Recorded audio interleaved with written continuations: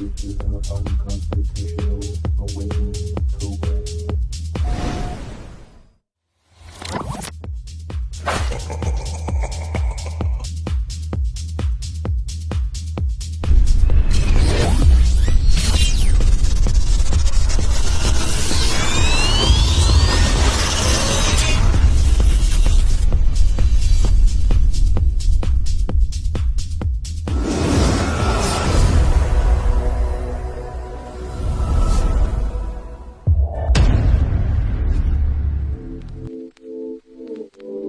Liftoff will start in T-minus 10 seconds.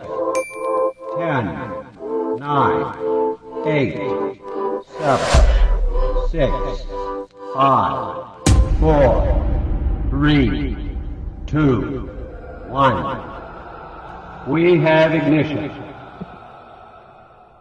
Brought to you by KD Consulting Redesigned.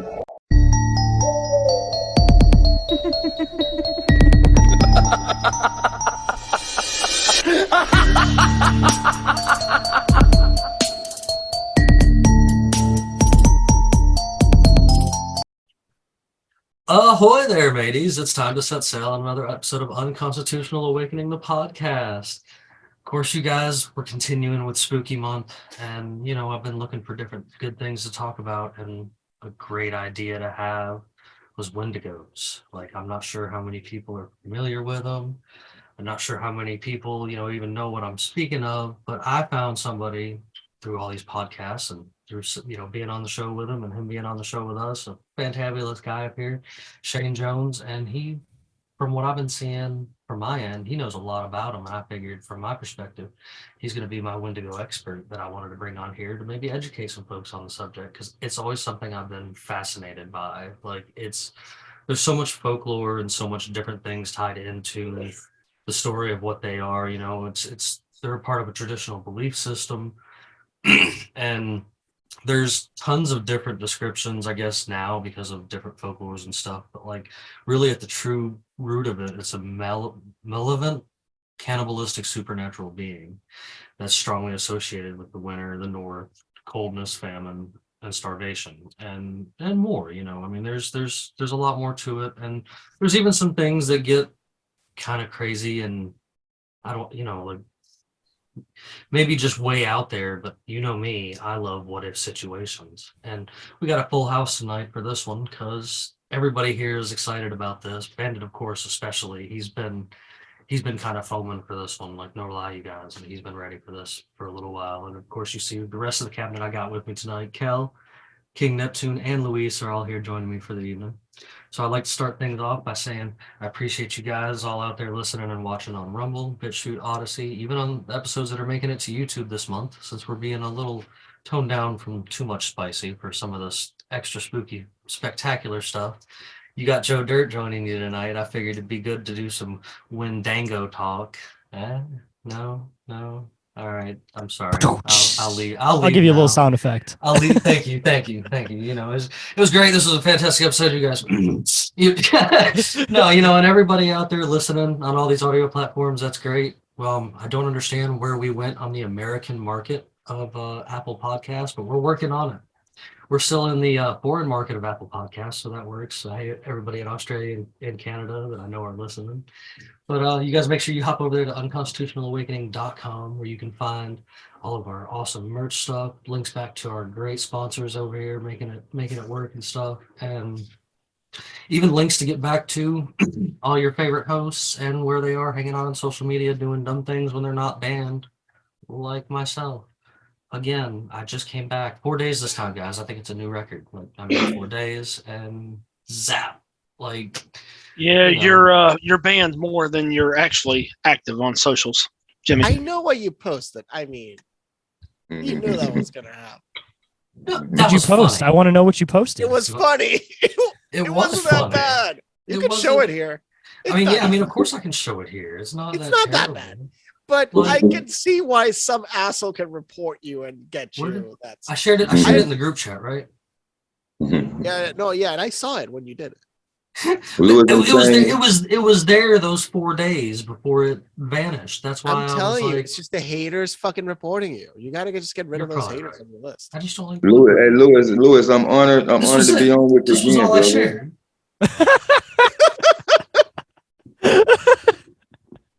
That's just water, everybody. 30 days. 30 They're days just for trying to hydrate someone. I got Right? 30 days. They're just Like, hydrated in a fun way. yeah, It's you sterile as long as gotta it's your make it own. exciting. But No, But, you it's know, you guys sterile. also- It's sterile if it's fresh. so Refreshing. So Before you we, want to hop before around we real get quick? too Check. far into it, Jay, before we get too deep into it, Lewis, I like to say this is my second time, and I'm honored to have an open-minded person to on the show on the panel. And Shayn, first time meeting you. I look forward to this topic tonight. But I just wanted to pause and say, Neptune, what's happening? And Bandit, these are my brothers, man. You hear me? I haven't Good to been see you, on in a minute, so glad to see you guys, man. And the new people, Shayn and Lewis, I'm honored.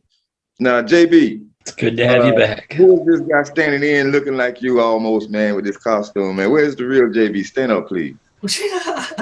Well, of course, you know, Kelly, you're coming in towards the end of it because you've been on this hiatus, of course, and I'm glad you're back. But Oh, yeah. for Spooky Month, I have done a different costume every episode, and tonight I just thought I love Joker it. would be the one that would fit.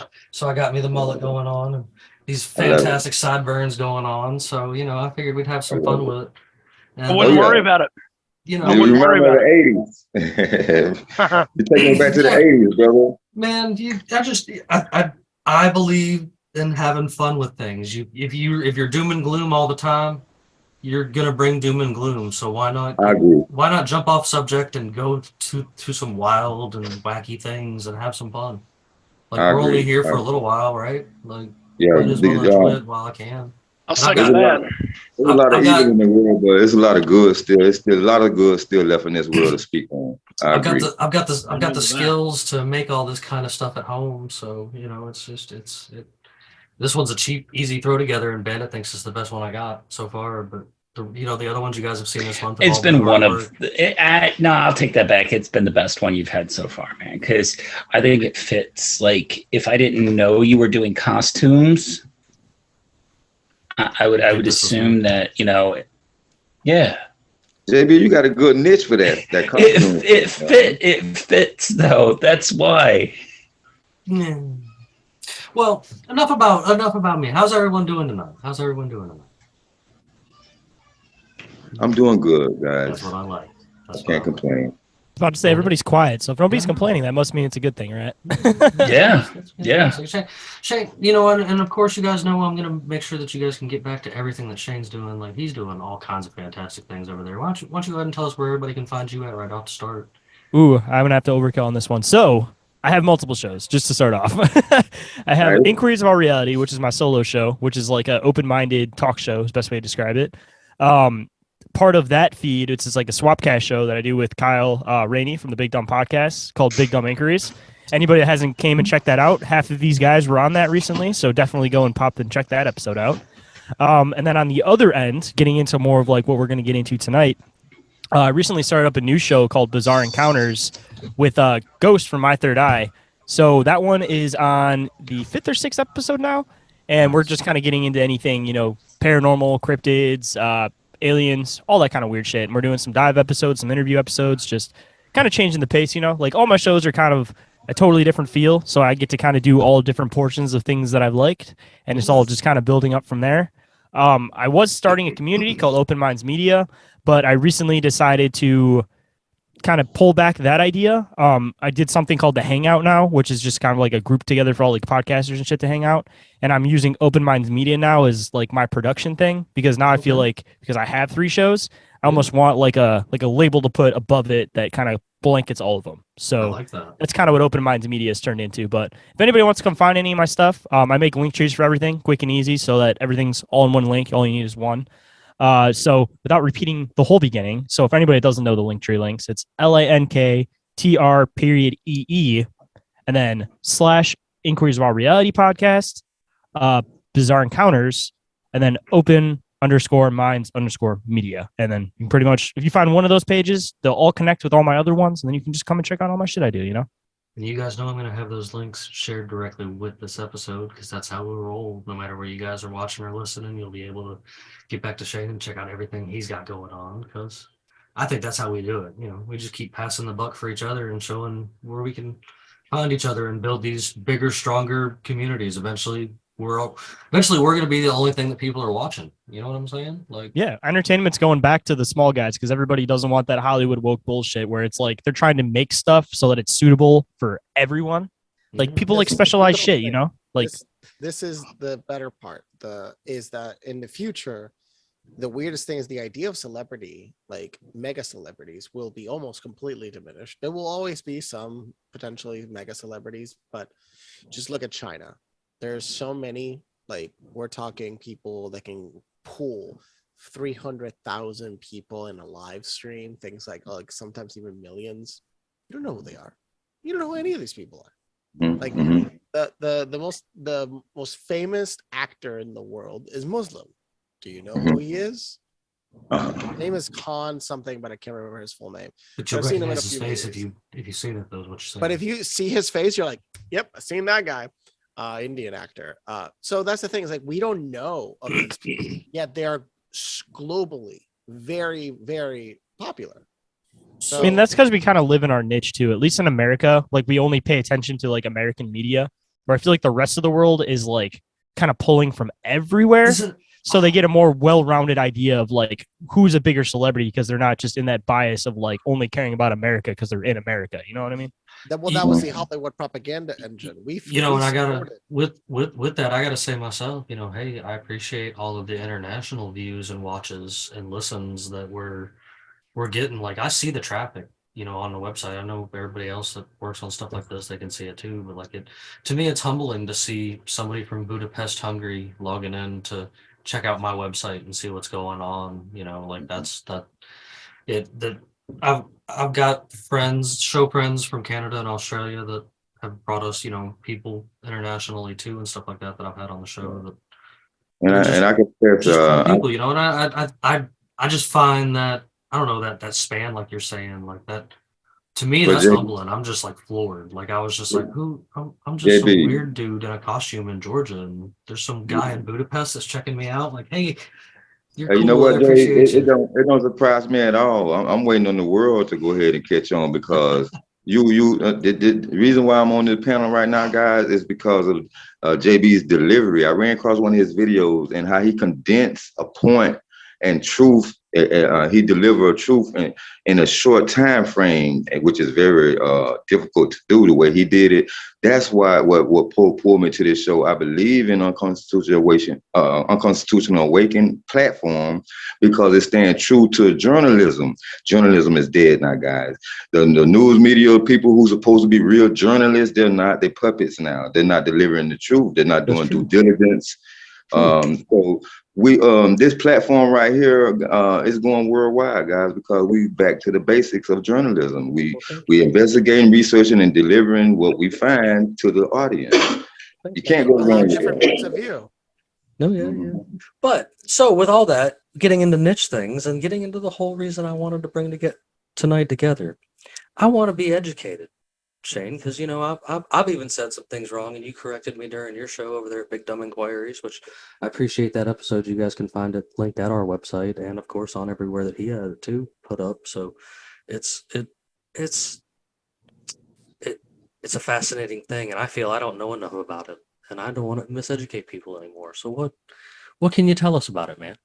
Well, I guess starting off from the beginning of it. So kind of funny side note, by the way, I like went off my Wendigo rant on the show, and I had like multiple listeners that were like, damn, bro, as soon as you start talking Wendigos, you just like controlled the room on that shit. I was like, man, I'm just trying to clear the air on it, man. But I guess there's another platform to do that. So getting into the whole Wendigo idea, you can't really get into the Wendigo idea without also including the whole Skinwalker idea. And all of this kind of comes back to like Native American origin more than anything. And it's been diluted like crazy because of different folklores added to it, the internet, all that kind of fun shit. Like even the rake. The Skinwalker, like shapeshifters. I'm just trying to stay current with you. Shapeshifting, like skin. Okay, bang. Go ahead. But like the idea, like the main difference between the two is that they both would be cannibalistic type creatures. They're very, very closely related, except one didn't get to choose it it was more so that the whole warning about eating, human flesh. You become a Wendigo from consuming human flesh, because of its survival reasons, like whatever. Like it's not something that the person chooses to do. But then when you get into like the Skinwalker lore, that goes into like like shamanistic type things where people have to do things intentionally to become that thing. So over that, they're choosing to go down that path. And in turn, they actually end up having more control over it because of that.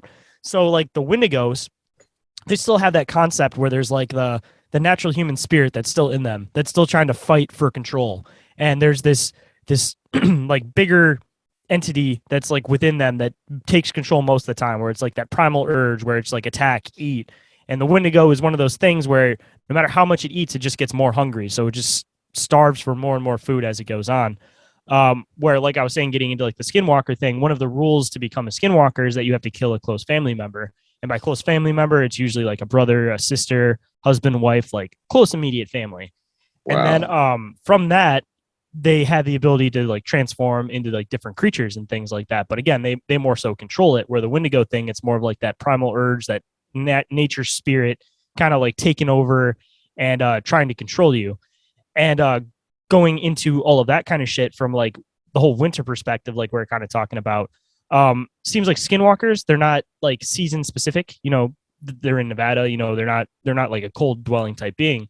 Again, that may be because it's more of like a shamanistic, like spiritual type being, where when you get into the Wendigo, again, they didn't choose it. So the whole folklore with that is that they are pretty much like a decaying flesh.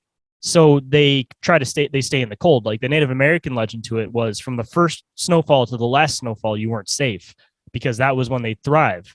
So then continuing off of that, people have created, I don't know exactly which ones are 100% true off of it, but people created folklore of where they go, during like summer months. So some people will say that they'll hide in caves. Some people will say they'll hide underground. Some will just say that they'll straight bury themselves and reemerge the following season.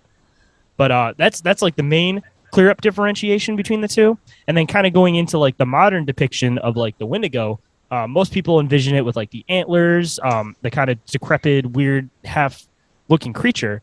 But if you're going to the true sense of what a Wendigo looks like, there's then this misconstruction of things on the internet with the rake. The rake is ideally a Wendigo, but because of the internet, people taking things over, they started mixing lore, created into two different creatures. But the depiction of a rake that you get, where it's like a decrepit, like human that looks like it's like never been in sun, like decaying skin kind of color, but it still has like the human characteristics.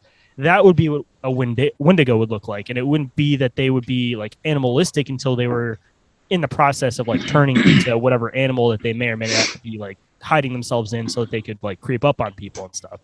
And the idea with Wendigos also is that they're known to like lure people into the woods.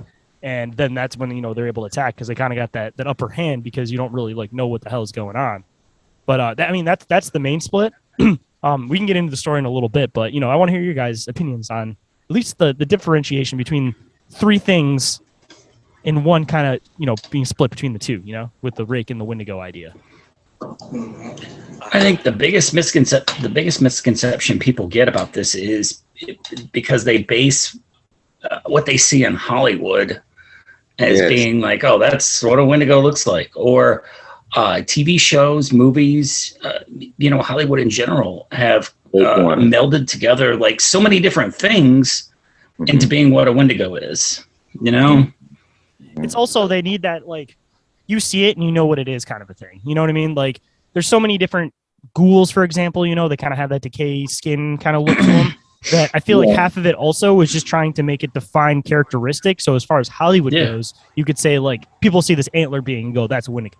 But if they see like the skin decrepit thing, there's like 10 things that it could possibly be, Oh yeah, see, like with Hollywood, like the Bible is like allegorical too, has allegorical stories, right? So Hollywood have allegorical points they make too, right? For instance, the vampires, right? It's not actually someone running around, a human being that's sucking the blood out of a jugular vein, but it's energy vampire entities that's sucking the life force out of some people you meet. That's real Hollywood. When you leave their presence, feel like they took something from you, but some people you meet and talk to for the first time feel like they gave you a charge. I mean, going into that stuff too, just going off of 100%. folklore as far as vampires go, like the original depiction of vampires is that they were like grotesque creatures. And because Right. of Hollywood kind of insinuating they wanted to have this whole different demeanor to them, they started making them like, Pretty. pretty, for lack of better words to it. They But started have you adding that seen like the original? gothy, By the like way, it's- sexual feel. Right. The And original thus- vampire movie is a masterpiece. If you've never seen the character and such, And the Nosferatu. but no, I see the reference where Kell's making it and stuff, and like even you too, where thus like a lot of people have confused the rake, Oh yeah. the Wendigo, Oh, and yeah. the Skinwalker, and kind of mashed them all together due to things like Hollywood and Oh yeah. people being confused on which one they're talking about because there is so many different takes, I guess, on the internet. You know what I'm saying? Like I actually did stick closer to the winter thing from a lot because I remember someone telling me that a long time ago. As far as it being more of a prominent thing that you've seen or dealt with or heard during the winter. Yeah. And And you know what, JB? It's like it hurts the movement when they take Hollywood. See, when Hollywood tell a allegorical truth with pictures, right? Moving pictures, it makes the person that's watching the movie think it's just entertainment when really it's hidden truth in what the movie is really talking about. Television. Yeah, you got to break down the Yeah. words too. Like they're literally telling you a vision because you're not creating the vision in your own head. They're creating that image for you. So they're in turn putting their Yeah. thoughts into your head if you really think about it.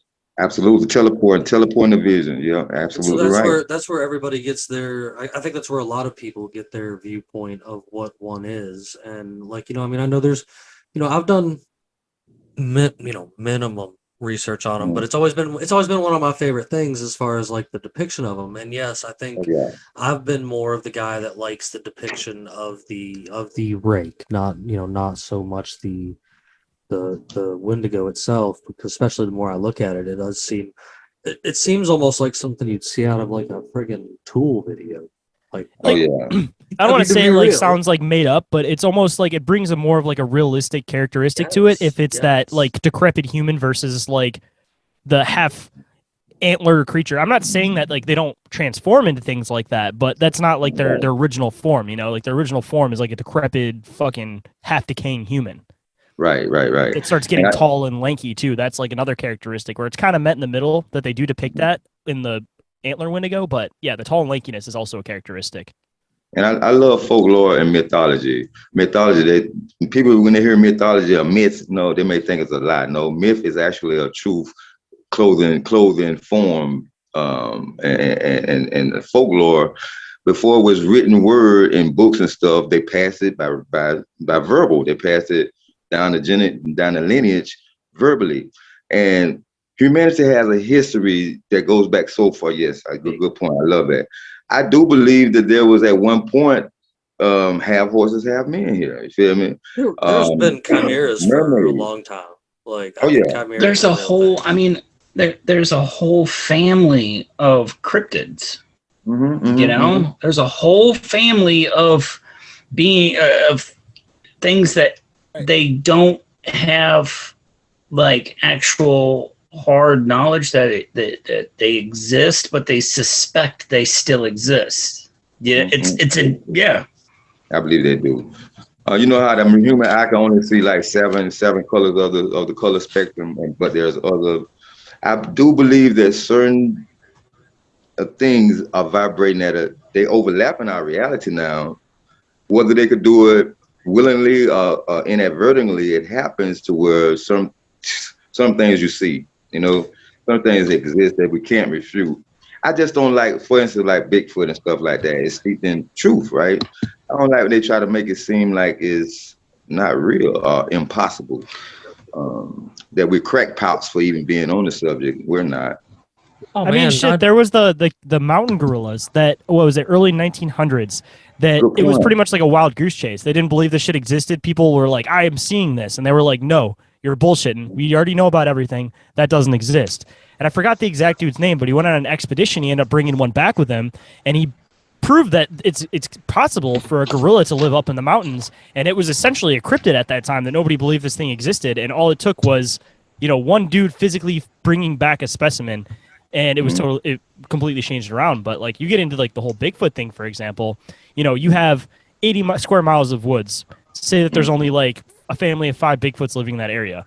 Like you could walk around those woods your entire life, and you may But not never even see 'em. run into one. Yeah, exactly. Oh, On yeah. top of the fact Yeah. that they've been living there for so long and know how to move around that environment and not be heard if they don't want to be heard, like good Oh, fucking yeah. luck, dude. Luis, if you would like to butt in right now on Oh, so this is what you were just talking about, Kel. This. Look at the spectrum right now. If you can see the image, that little tiny snippet is what we can see, and that's just a fraction of probably of what potentially is visual reality. I got to add in on this because I got really excited about this concept when you guys started bringing it up. Shadow people included with this Yeah. concept. Yes. That I'm one of the people that believe that, there's so many different forms of shadow people and they all seem to do Right. different things. So what if they're not shadow people, so to speak, but we can't perceive their colors, their spectrum, wherever they are, and they're actually multiple entities Well, that completely have a visible Well, image. dark matter. this brings The up majority like, of reality, Bigfoot. we can't even Why- touch it. Why are all the pictures of Bigfoot blurry? Well, no. Like, okay, all right. So, Are you trying to disprove Bigfoot on that one? Because No, my no, theory no. on that But one, what No, if no, we that can distorts only reality. see? Yeah, Yeah, what if we can only see his blurry form? yeah, we That's- can't because he's in that wavelength perspective. Okay, look, we had We a can't medium on totally a see. recent episode that's doing fantastic across platforms currently. With a medium named Miss Vicky that she was out here on here discussing all of those entities. I'll totally hook you up with her, Shane. I think she'd be great for your Oh, yeah, I'd one of love your that. bizarre encounter shows. And she's like she was talking about how all these different entities are totally there and they just have different forms. There's different forms, different levels, some are malice, some are friendly, some are this, and like this draws back into like theories that I talk about like aliens being here among us and stuff. They're just in other Men in Black dimensions, style. and yeah.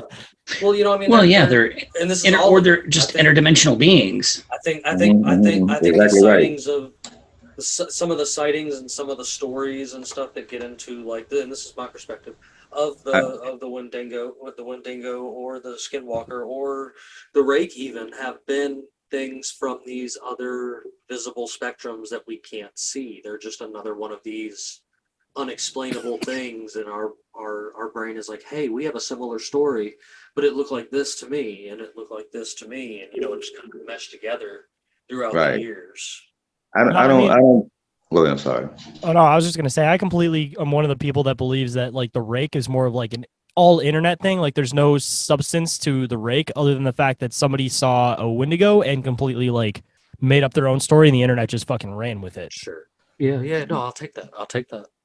Like in Mexico, they got a Tupac about the dog. A dog form a canine, like mysterious being. Talking about chupacabras. Chupacabra. Yes. Luis knows chupacabra stories. Hold up. So Okay. yeah, on that, it freaked people out. It wasn't fiction. It was going down. So that's an example of a cryptic that is believed by us and by other people that it was likely part of a covert military program animal that escaped. So Trying to make something we that have- sucks blood. Like, what was the intention of that? Actually, so no, that's we have- horrifying. we have Military research. dogs to suck blood out of soldiers. Yeah. Talk about What about what's the island off of the coast off of There's New one of- Jersey? No, New York. You're talking about the research lab in Montauk.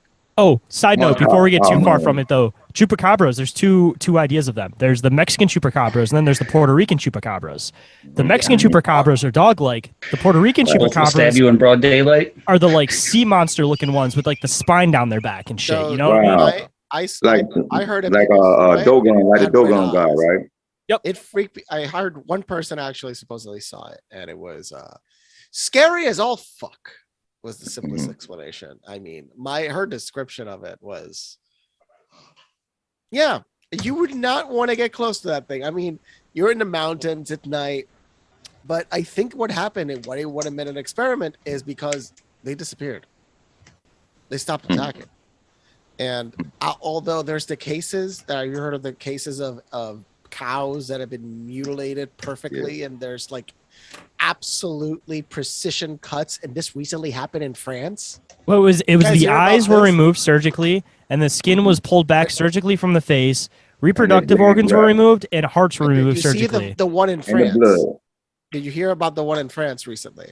Reiterate. I would love to hear about this one if I haven't. I think it was one with cows, and then there was one with horses. Wait, look right now. Yeah, look up the France one. Oh, also blood was drained. I forgot to add that one in there. Most of these And this is cases, the all thing, the blood was drained. It's they think like, why is there no spilled blood? Animals spill blood.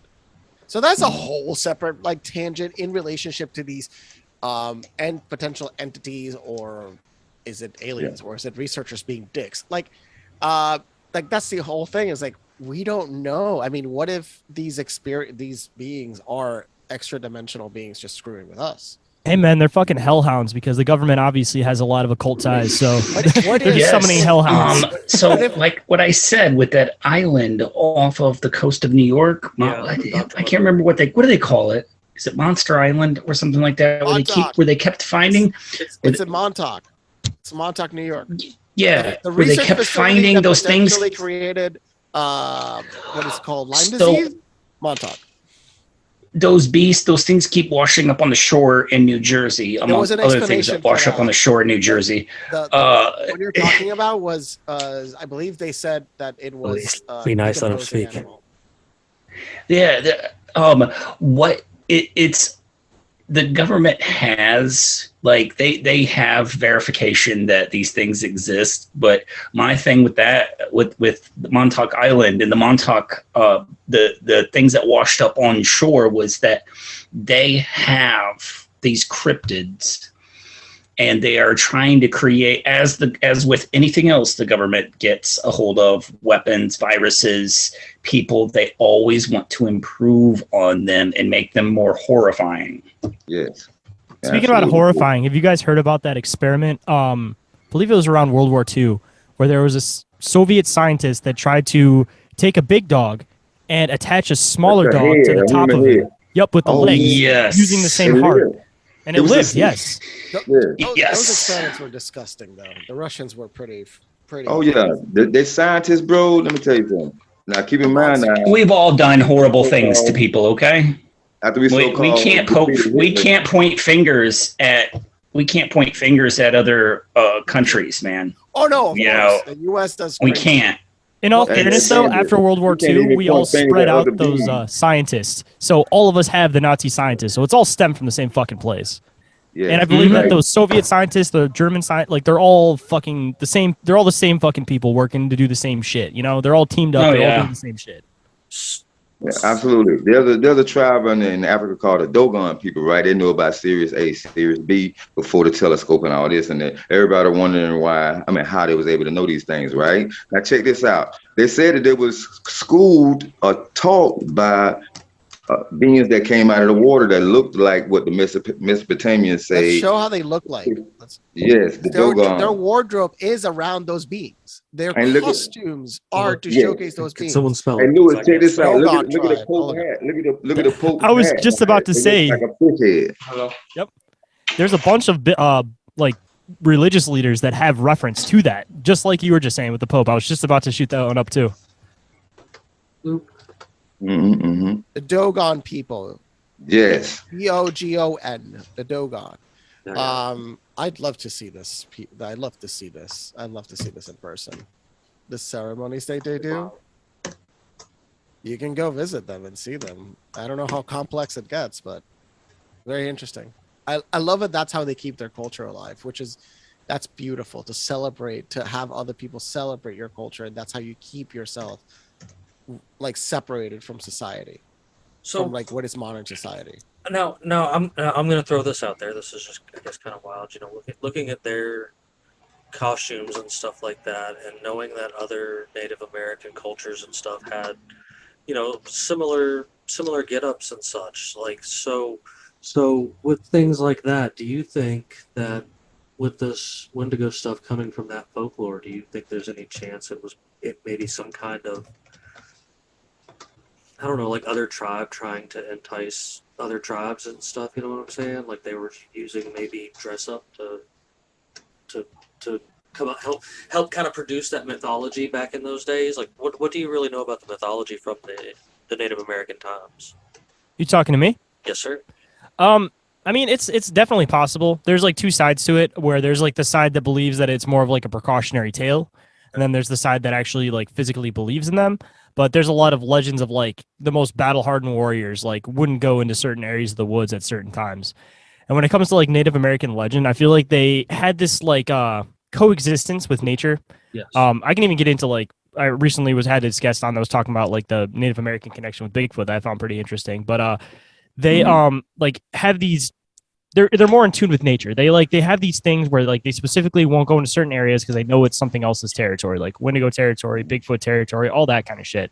So just off of just like the way that they work with the land and the way that they have knowledge of things, it's definitely possible there was other tribes messing with other tribes, but at the root of it, I still think that there's something to it, you know? Like even if it was just like a creature that doesn't exist anymore and it was just some type of like inbred weird fucked up creature that happened to happen and somebody saw it, like I still feel like there was a base to it, you know?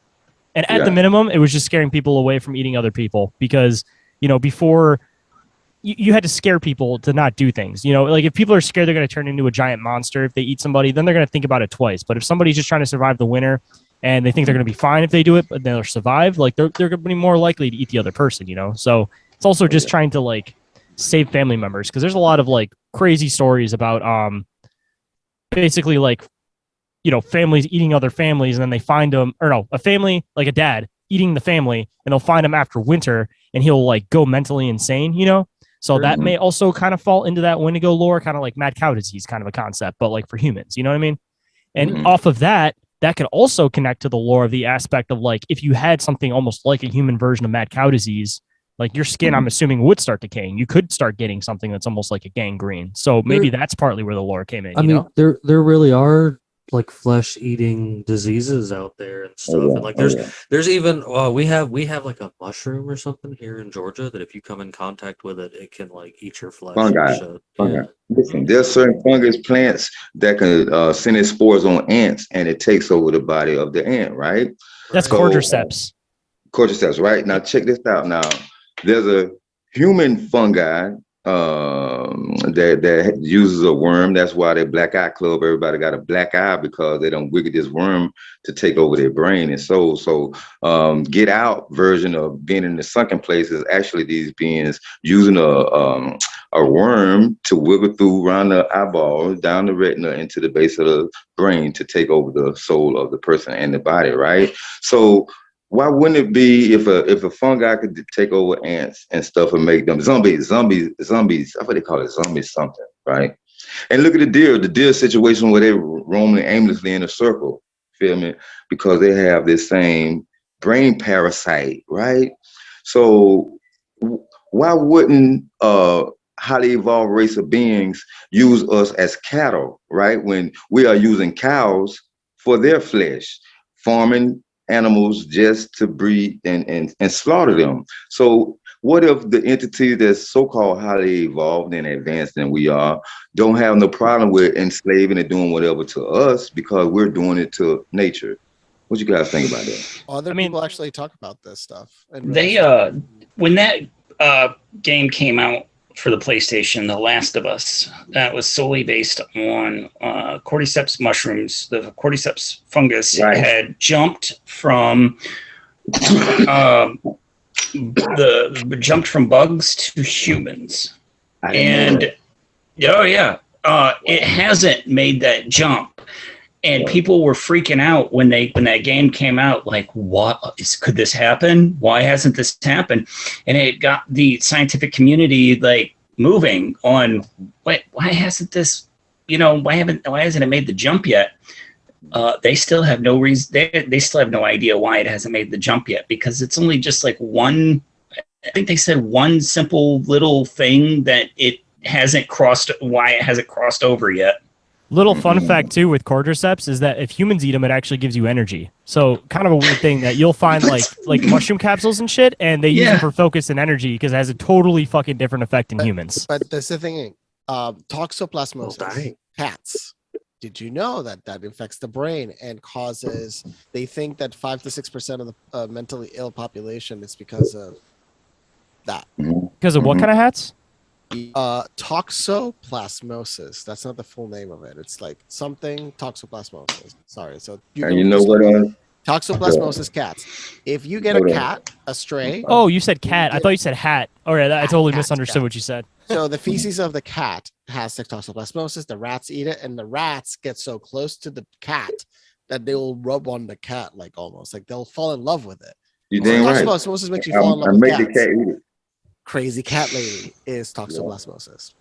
Wow. What the? A lot of people with mental illness is because of toxoplasmosis. You can look this up. This is And a let me real tell you something else. epidemic. A lot of them Learn will something take- new I learn something new every day, even if it's terrifying. So a lot of people that were taking mushrooms, right, and went on what they call a bad trip. We know what happened. They forced their pineal gland open when they wasn't ready to harness all that energy, and they went fucking crazy because you don't supposed to force. No astral projection and all this stuff, bro. You don't supposed to just do these things without knowing what you get into. Without, you know, and a lot of people are going into them thinking that, oh, I'm a spiritual being. Yeah, but they don't know about when you astral project and you're not ready for it, and then someone else come in while you're out of your body. They could snip your cord and take over your body. So we have to be very careful about the sciences that we are getting into on an entry level because we don't know. We heard ourselves. I didn't know for a minute. I was on that third eye shit. I'm trying to have a divine awakening type shit, right? But when humanity stopped being the guardian of nature itself kind of fell too and started shunning. So if there's Sasquatch walk around, of course, everything that's not nature is going to shun man. But there are people that can still train birds. I seen this one recent about a man that trained a fucking squirrel. And he's a, horse whisperers. There's other people out here that still have that aura enough to where animals trust them. Now they don't. Hollywood and the media, they don't broadcast this type of stuff because I think everybody on the planet could tap into your peaceness, and you can call a bird to your hand that never trusted another human being. Training a squirrel sounds like my kind of people. Yeah, let's say that starts going into some shamanistic stuff though, because they say that if you have some type of shamanistic tie, that there's some type of animal that's like your familiar, you know. So if there's like a specific animal that's always drawn to you, you know, there might be a link that you have some type of like shamanistic, like spiritual tie, and that's your familiar animal. And it's weird because it's like you'll just notice that there's always like there's a certain particular animal that may be drawn to you, you know. Sure, familiars, right. Yeah. So like the Native Americans, if a Native American was named Bear Moon, right? They say at the time of his birth probably was a full moon, and there was probably a bear in sight. So Bear Moon, that's how a lot of them got their names. Whatever was happening at the event of your birth, Shayn, if there was birds in the tree, they would call you bird. To do it. That's a beautiful reference point. It's like what is your reference point to your name? Nature around me. That's actually pretty beautiful if you really think about it. Little fun note, my grandma's 100% Cherokee, so I'm 25%. So she gave me a Native American name when I was little. And she said she had a vision, and that's why she came up with it. And that's how, you know, I got my Native American name, and it's Little Fox.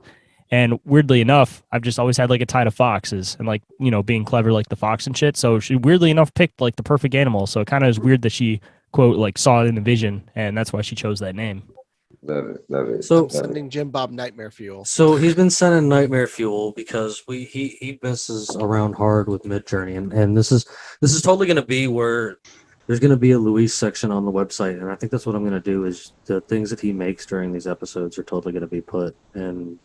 I mean, these are coming out really freaky. Because this stuff's kind of neat, and like he does this with a lot of different things. And this is, what did you type in to get all these pictures? So this one's Wendigo mescaline visions, because I wrote mescaline because mescaline is a very prominent psychoactive substance that comes from the peyote plant, the peyote cactus, and it's a known to the world. You can get it. You can actually get it through shamans in the U.S. legally. It's a legally consumable substance that under the right settings, because you will not be going out and walking around on a high dose of this stuff. You're basically standing still. So very powerful, and that's actually where a lot of Native Americans got a lot of their insight from. That's why I mention it, because since it's connected to the Native Americans, but there's so many tribes, there's so many viewpoints, right? So I don't know all of them. Like really nobody even here, or like many other people. It's such a wide spectrum of information just related to the Native Americans that we don't know all of it. It's so much, there's so much beauty in it. I mean, there's a lot of plants that it could have gone extinct along the way too. Like obviously the peyote whole thing was more so like that's true, Southern America, you know, but like Northern America, you know, there could have been more prominent shit that, you know, you were using spiritually, and then other settlers started coming and they started using it non-spiritually, and then, you know, they could have extincted some type of like spiritual plant that the Native Americans could have used that we don't even know about, you know? Sure. Man, I read this book about Don Juan. You ever heard about Don Juan? He was giving away teachings about folklore and Native American teachings, to where he went to this Native American guy and he trained him, and he had to get his energy level up. He had to take the mushroom to do that experience, and he was giving them teachings about shape shifting and everything. Don Juan. Matter of fact, while we talking, I got one of his books here, guys. I wouldn't doubt though about people extincting something out like that. I mean, humans have a knack for doing that. You know what I'm saying? The US was geoengineered before when the Europeans came. So what people don't fathom to understand is a lot of people that were here passed away. Carlos, like a lot. Oh, okay. So 70 million people died when what's the title of that book? I'll find the PDF to share with this episode. Oh yeah, that's an interesting book. He got one called Don Juan, right? He's telling a story about this someone being initiated into the science of medicine, like botany, using medicine, the mushrooms and everything.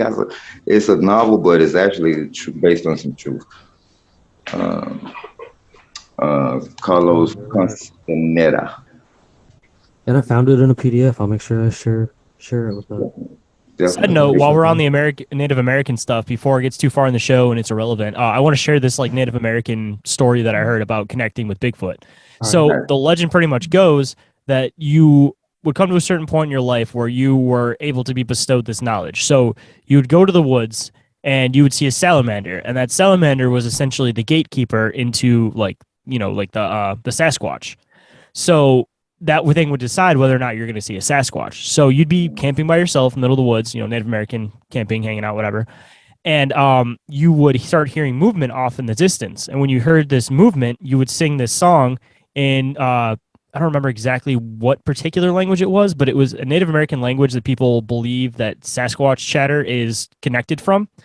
And you would sing them this song, and the song would pretty much be to like lure them in, to tell them like, it's okay, like you can come to me, I'm not going to hurt you, I'm not going to do anything, kind of a thing. And when they came to you, then you would sing them this other song, and this other song would basically be your wish to have this knowledge bestowed upon you.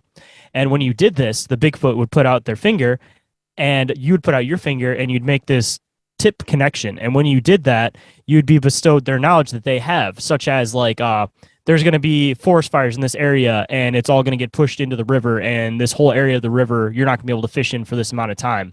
So they would give you that connection so that you could like learn off the land. And another little fun fact too, Sasquatch is technically the Native American term for it, and the term Bigfoot comes from when more modern time, early 1900s, people were starting to try to like get into this whole Bigfoot scenario. And they found giant footprints, and they posted them in the newspaper as like big feet. And that's where the term Bigfoot came from, is it was like the Americanized version of like what we're calling it because of like our language.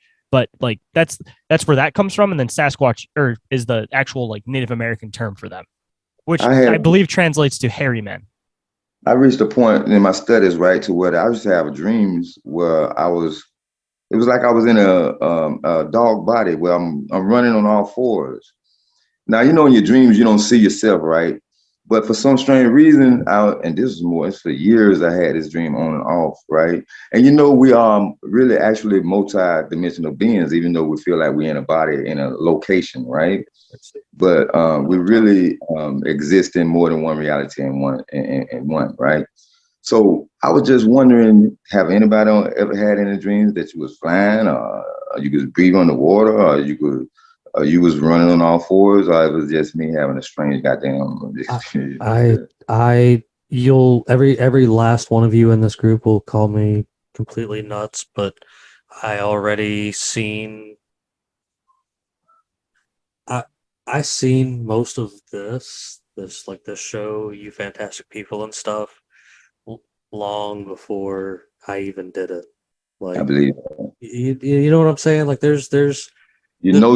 my dream world has been premonition after premonition throughout my entire life, and there's more people that I met long before I met them, and it's just because I'm supposed to be collecting people up. Like it, I can't explain it all, but I'll figure it out once I finish doing it. Apparently, so like that's just that's just some wild Jim Bob oval shorts stuff. Sometimes Joe you Dirt, just know and you Joe don't know Bob, how you know. Dirt Shorts stuff. Just being funny. So, but no, like okay, but seriously, no, on a serious note, like I'm.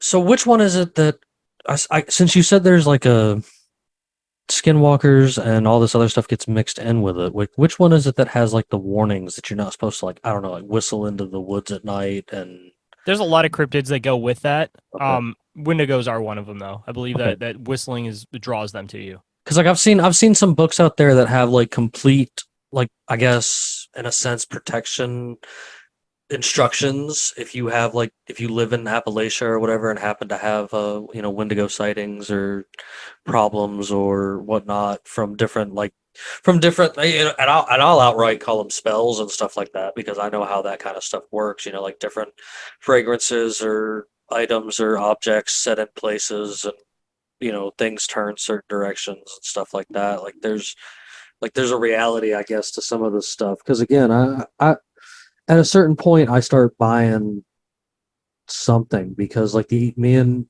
Bandit will say this every episode until you guys don't understand it, but all of these ideas come from something. Like they're like It's a Akashic record, man. It's like Right. this Yeah. interconnection Akashic where record. if you don't do an idea, weirdly enough, you'll have this idea, and if you don't do it, 2 months later, somebody else will have it, because that Yes. knowledge gets passed on to the next person because it needs to be born, and you're Yes. chosen to be that person. If you don't fulfill Get it, that, Shane. you can just pass on to the next one, man. Get it, So, Shane. Wanted Which- to say on It is this- Wendigos, by the way, for the whistling, but I wanted to verify on that one. Wendigos specifically, they say do not whistle. You know how the Egyptian and know how any other ones? Anubis got You the don't follow the dog. fireflies into the tree line either. Pretty much anything that's luring you into the woods, don't follow. Yeah, don't do it, man. Don't do it. And in all fairness, even from the sake of animals, don't do anything in the woods that draws attention to yourself. Just basic rule of thumb, man. Like, even if there's fucking wolves or anything else, Because there if you're could be- whistling, there could be insects, there could be things that listen to you, and like actually just a spider, the wrong type of spider, you're screwed. Oh yeah. Oh yeah. Yeah. Doesn't even Um, need to be a big thing. It could be a small spider that infects you, and you got to go to the hospital soon after. People always think when you go into the woods, when you go on a hike, when you go out camping or anything, you just have to worry about like snakes, bugs, wolves, mountain lions, bears, whatever. No, there are other things out there that you don't see, hear, and know about that are You could looking fall in to a hole. kill. Yeah. You could fall in a hole. You can just fall in a hole. You shit, can cryptids slip and really- microscopic. There's a bunch of microscopic shit that'll get you. Yeah. It's been There's disease. locations, brother. It's been locations that my eyes didn't see any beings or nothing, or anybody there. But it just was the energy that I was repelling, and I didn't, call it fear or whatever you want to. But certain things we don't see with our physical eyes, but we know. And you said it right. If you don't feel comfortable with something, it's not right. Because anything that's benevolent, you're gonna have a peace and a calm about the energy that you fit engage in. And at one point when I came to the truth, right? So animal symbolism and dreams ties in, because I had a dream that I was just coming out of a box of religion and other stuff, right? And was just stepping out into my journey stage of truth, right? And a bird landed on my arm in this dream. And for some strange reason, the bird was giving me the letters of the bird language, right? And then another being that was standing close by said, he's not ready yet. And I woke up from the dream. And during this time, I was working on a little book. I was, doing some research and writing this book and stuff like that. So the totem pole, how the Native American totem pole have the animal head, I do believe humanity has a large responsibility to protect nature, and we're not. So some of us. Mhm. We will again. I know. I agree with you. And the totem is not exclusive to American Native Americans. Right, you're right. The totem is present in multiple cultures. And Multiple. just look at what you were mentioning in the Egyptians. Look at the obelisk. Right. I mean, Right. the obelisk is just a very advanced version of a totem pole. Side note about totem poles, they only did them about things that existed. And the only two ones that were weird that they put on the totem poles were firebirds, or thunderbirds, not firebirds, thunderbirds, The Phoenix, and yeah. Sasquatch. So explain to me why they do all real animals besides those two. And those are two that people claim that exist. Well, with that, they it do. was saying the Ameripox epidemic that happened when the Europeans came that Uh, decimated 70 plus million people in the Americas. What happened is the geoengineering that existed in the Americas, built by those people, slowly degraded. So Yeah. a lot of native species of plants and things, that's what I was going for before, the plants, that could have gone away because we, the natives that were here, passed out and passed away. In New York, when the Dutch came here, they were like, why is there anybody here? In other parts of the US, why is there nobody here? There's a whole town. Right now. There's nobody here. And it's because they all died. Yeah. By the time they were spreading out, everybody was dead because the Americans lived such a clean life in comparison to the Europeans. The Europeans were very dirty. And the people of the Americas were very clean and had a much better connection with nature. When we brought in horses to the US, how did the Native Americans adapt to them in 2 seconds? Right. Think about that. And master them. There's like that. In Africa, there are tribes that don't even brush their teeth, but there's certain roots and certain plants that they chew on, and they got whiter teeth than we do, and we brushing our teeth. The whole it's also all the shit that's in our food too, because our fucking food that we eat in America pretty much decays you from the inside out. But people have perfect, most normal humans that grow up on a normal diet have perfect teeth. So it's actually our diet that has shrunken the size of our mandibles. So people with bigger mouths, that's proper because they can ingest more oxygen. It is the industrialization of our food that has shrunken our mouths to the point that sleep apnea is a big problem because of it. That's where they attack us first through our diet, bros. I've been looking actually for a long time at teeth alternatives, and I know this is going to be way off subject, but I feel like this is a place that I can plug this finally. A while back, we invested in those roots that are used in India and Africa and stuff like that, and a lot of other countries. And I don't know how many people you know from India, but they usually have some really pretty teeth. I gotta look into what that stuff's called because I use a toothpaste that has that root in it, and I use no fluoride. And I hear a lot of people talk about how they don't use fluoride, their teeth get weak, all that kind of shit. I've never had an issue, and I have that root in it. So honestly, that root's been doing pretty damn good by my teeth. I like to see all the alternatives. I bought the root directly, and you rub it on on your teeth after you've softened it and stuff, and it takes plaque off and stuff like that, no problem. And it's like holding a little pencil in your hand, and I've always had a little bit of kind of messed up teeth, not because of the food issues. I've always brushed them and stuff like that, which that's not that great for you as well. But there was the whole situation, getting my face ripped in half by a dog that chipped the tooth, and then my 2 top wisdom teeth never came in until I was almost 32, and then when they came in, they were hollow and they just disintegrated. Neem root, by the way, side note, that's what's called NEEM root. If anybody is trying to look it up, that's it right there, neem root. Yeah, and it's I love this stuff. To me, it's been completely changing, and that's some of that connected back to nature type stuff. I truly believe that the more that's why I'm so into doing. A lot of people call it alternative living or old style living or whatever, but to me, it's living closer to nature because I'm using the things around me, and I'm settled and suffice with having my own egg stash and my own goat milk stash and my own, things from the yard and things I don't know. I come from a line of people that were always poor and did the best with what we had around us, and a lot of that was even in some Native American stuff. Like I have roots back that way too. I have roots in some really weird, crazy places when you start digging, and like it's You amazing could to make see a all that toothbrush stuff. out of that stuff.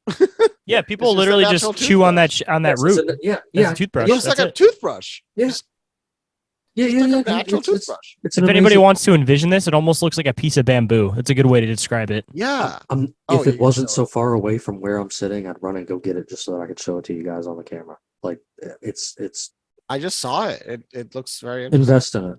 Like I recommend it. Invest in it. Like I mean, Yeah, think I'll, about it. I'll We're second that brushing our shit teeth. too, because I've been We're using that shit for like 2 years. It's great. We're brushing our teeth with plastic. Dude, a little fun fact for people: look at your toothpaste label, because if there's a little. Oh, the colors. Yeah, I'll get them right now. You froze just now, Shane's Uh-oh. froze. Who's Oh. here he is. You back now, Shane? You froze for a second. Am I frozen? I didn't hear you guys get the freeze at all. toothpaste. Once I think I can show you what you're talking about. The toothpaste colors. Yep. Say it again because you froze at least on my end. Can you hear me I don't now? know if the Yeah, broadcast issue. you're good now. I don't know what happened.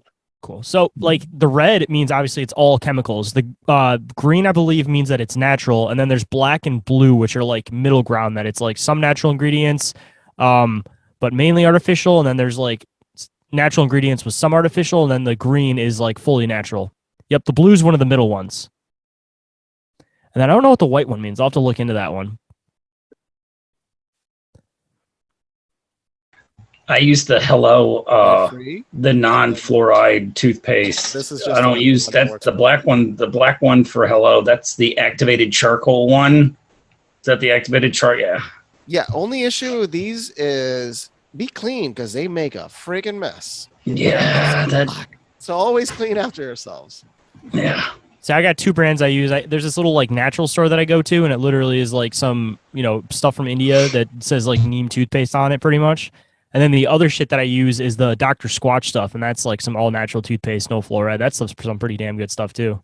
And they do like a morning and night formula, so like the nighttime one has like lavender in it, so it kind of relaxes you and helps you sleep. And then the morning one has like citrus and shit, so it like refreshes you and wakes you up in the morning. Kind of dig it, especially going with the whole natural toothpaste concept. And I'm kind of like that all around. I use like natural soap, all that kind of shit, and having locks and stuff. Like you don't really have a choice. You kind of just got to use natural soaps. Very true. Very true. Like I totally. Yeah. No, I used to have some interesting hair. I've had different things throughout the years, so I totally understand. And The- Jim Bob the has a upkeep connection for the issues. best soaps. Jim Bob. The best soaps. Where are they? There come is, from? yes. I mean, if you want to get into some real homemade soaps, you can always check our awesome sponsor, Peachy Key Creations. She does all that stuff too. There's still in stock some of the Georgia Peach and the Pirate Dragon blood thing. Pirate is great. I tried the pirate one. It's great. Like the Pirate one. Definitely great. I know Luis bought some because he's pretty awesome. Like, I got to get some soap sponsors. I've been trying to get Dr. Squatch just because it's fucking perfect for my shows, but keep trying. Well, eventually I'll get there. eventually, yeah. Well, I totally married a lady that does all that kind of stuff. She not only does the soaps, but she does like a lot of other teas and herbal type things, and her business does pretty decent. So I let her just run with it. Shit, my girl does like body scrubs and all that stuff. So, everybody's got to have their high side hustle, man. For real. They're always gonna have something going on. That's important. So, I guess I wanna open up to Neptune, Bandit, Kell, or Luis, like any kind of Wendigo questions that you have for Shane that you think he might be able to answer. Well, No, this was a learning experience for me too, man. I do like question when it comes to if there's any drawings, like if you've ever found in your search any Native American drawings or any drawing depictions of them, or if it's in tapestries, because I know some Native American cultures do it through tapestry, write their history. Like I remember seeing one tribe that one of the exercises they do with the kids, which is part of what I love when I see like the systems that do support the Native teachings, because it's a school that's specifically just for the natives, and it's just teaching them the history, and it's like part of their collective curriculums to become adults. And it was really fun because they were showing like them making tapestries of their family, like the history of their family, like all the members and such. And that's why I was asking, like, when people write about their history, when the ones that are using it for things like tapestry, is there any side things you found like that? Any depictions you found that, what do we know? Like you said the totem. Could we see that image? Do you have it by chance? That'd be fascinating to see the totem. You're talking about the Sasquatch slash Thunderbird totem? Yeah. I'll have to find I'm gonna find a picture of it. Because these are all beings that are outside of the purview. I'm usually quicker than I have been. Zoology. The Sasquatch Thunderbird totem. I'd be interesting to like get in on some, like, if anybody has like, they're actually like, because mainly like when people like focus on like the sightings of creatures and stuff like that it's always everybody always goes for like the most well-known ones, but have there been any recorded sightings of, have there been any recorded sightings of Wendigos? Well, if you want to get into it, I was going to say for the end of the story, I have a personal experience with what I believe was a Wendigo. As far as hopping back to Lewis's question, though, I mean, with a lot of like the Native American stuff, like a lot of it's like, like rock drawings, things like that. So just like off of that depiction, like it's not like they were titling what stuff was. So even if there was depictions of them, I mean, they could have been depicted as like white human-like figures, they could have been depicted as, like the Native American drawings you see that have like little horns possibly. There's so many different variations in the Native American drawings that there's no like, this is what this is kind of a thing. You're just kind of using your own interpretation for what it could possibly be. So it's kind of like a hard one to find like an on point, like this was a Native American's depiction of a Wendigo. You know what I mean? Okay. No, that makes a lot of sense. Like I'm looking around now and like I don't know if it's probably like fan art or what it actually is, but that's mainly what I found when I tried to do that. When I tried to find like cave drawings of them or whatever the hell, like stone drawings, like I never was really able to really find anything that was, like solid enough, But I mean, we're also talking about, trying to find real history in a place that has tons and tons of it hidden, buried, and altered.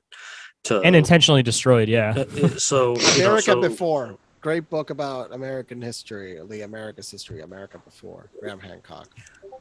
That's a good one. So do you have any I guess readings or books or any like YouTube documentaries or anything that you would recommend, I guess, for anybody wanting to learn more about Wendigos?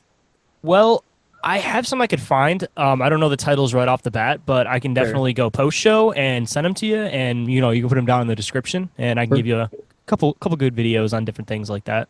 Nice. I like stuff like that too, because I always like sharing for folks so that they got the opportunity to try and look at things themselves. Like I figure if I can find the information, I don't think it's my job to bring you the information, but I think it's a bonus if I'm like, hey, here you go, here's a link you can click and be like, this is pretty interesting. It seems fair to me. I don't know. Side note, I've been trying to link, like, as you guys can tell, I'm very into, like, as far as cryptids go, like the Native American lore and connections to them. So shit, fuck, I lost my train of thought. Yeah, you guys can run. Let me remember what I was gonna say. I brain farted on it for 2 seconds. Oh, you're okay. Like, I do want to get into your Wendigo story here, but I was Neptune. You've been pretty quiet over here. You got any? I'm sure you got curiosities. You live in Appalachia too, sort of. So you remember what it was? Go ahead, Shayn. Yes. So one thing I've been digging into recently is the Native American connection to dogmen. So just as a quick little touch base on this, there's Native American legend about a group of people that were known as basically dogmen warriors. And the idea would be that they would go and they would be raised by wolves. They would, become one with the animals and the dogs, however you describe it. And there's legends that connect to them that because of doing this, they eventually adapted the ability to become dog-like. So I don't know. I've been kind of digging into it recently. Like I said, I find a lot of I don't know. I put a lot of faith into the Native American lore around things, but I'm trying to make a more substantial connection that the whole dogman idea could be completely Native American based off of this idea of the Dogmen warriors. To kick off Spooky Month, we actually had a guy on here. Me and Luis hosted him that talked Dogmen and Bigfoot hanging out together and seeing and speaking with them and such. It was some pretty interesting stuff. I thought like it's. I'm not really too new to the Dogmen. Like it's something I've seen in different things and know that it came from kind of like there's even some like French kind of things about it too. Like there's a lot of stuff in Louisiana and whatnot. I mean, So realistically, it's like werewolf lore, and Just it all about, kind of gets yeah, like in a interskewed way. into each other. Yeah, and it's super interesting, especially what fascinates me about it is when you start finding things like that in more places than just America. Like like Sasquatch, for example. There are Sasquatch-like beings worldwide.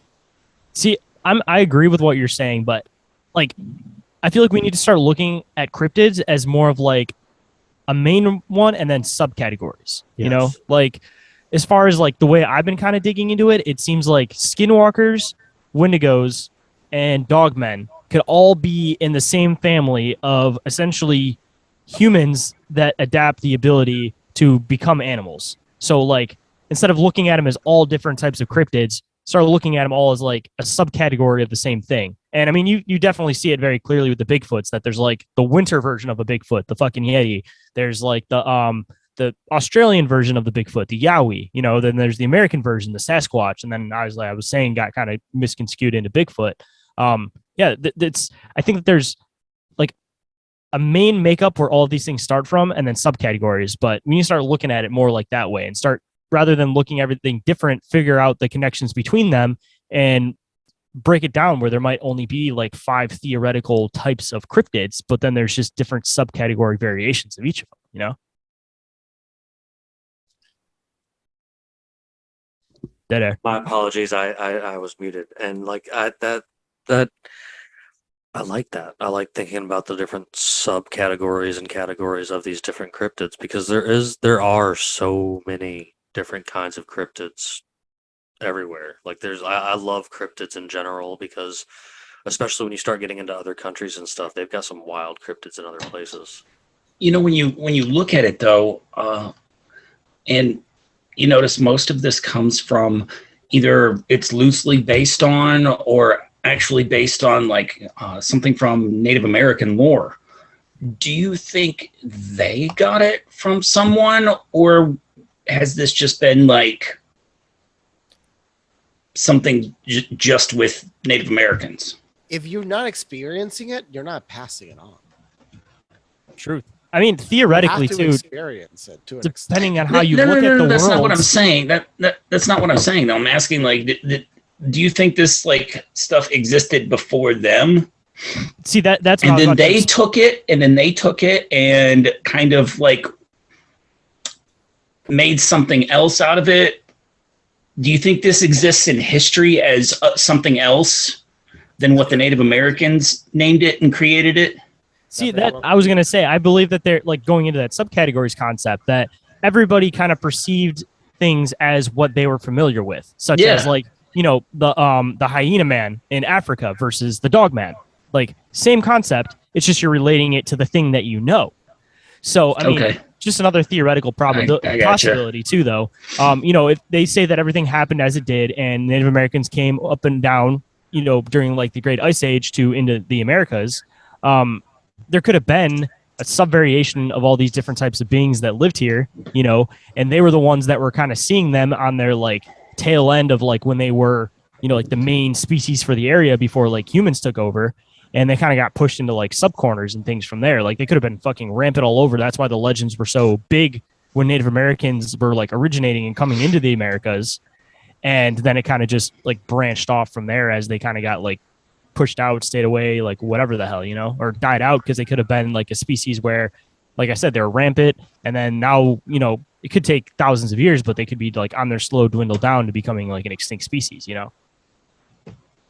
That puts such like explanation behind all of it though, really. Like it gives backing an idea and like, a lot of what you're saying there is kind of something that I kind of say in a way a lot about a lot of things here that we have that's weird and unexplainable, and I'm just like, well, I'm not here to deny anyone's experience. You know what I mean? Like I think people Maybe will, we're infringing on their world, and that's why the Native Americans had that natural connection, because they knew it was like their world, and that's why they didn't want to fuck it up, and they kept that natural idea of like, this is your area, this is mine, you stay here, I'll stay here, we don't bother each other. Like, kind of fits in with even that lore. I'm just making up theories here, but I mean, it definitely fits, you know. It does, and I love things that fit. And we've had some people in the past that told us that sometimes the most simplest example is might actually be it, the most simplest theory that you can come up with on it. And that just I don't know. I like the way it ties in, and I love the way that you're looking at this. And this is bringing me getting close to back to wanting to ask about your experience, but I do want to go back over to Neptune real quick because he has been quiet all night. I know he's like that, but he hadn't been here all week, so he owes me some airtime. What you got? Yeah, no, the only thing I was gonna say is, well, this is definitely, like Bandit said, this has definitely been kind of an educational segment for me. I only really have one personal experience, Shayn, with skinwalkers or wendigos, and I don't know how far down it goes. And Jimmy, for future reference, I definitely think we need to have Shayn and Miss Vicky on an episode together, because that would be absolutely phenomenal. But Shayn, I do have one question for you, and it kind of goes into the theory of what you talked about at the beginning of the episode pertaining to skinwalkers, which is based on my own experience. I had one encounter while I was out hunting, and what I know as chronic wasting disease,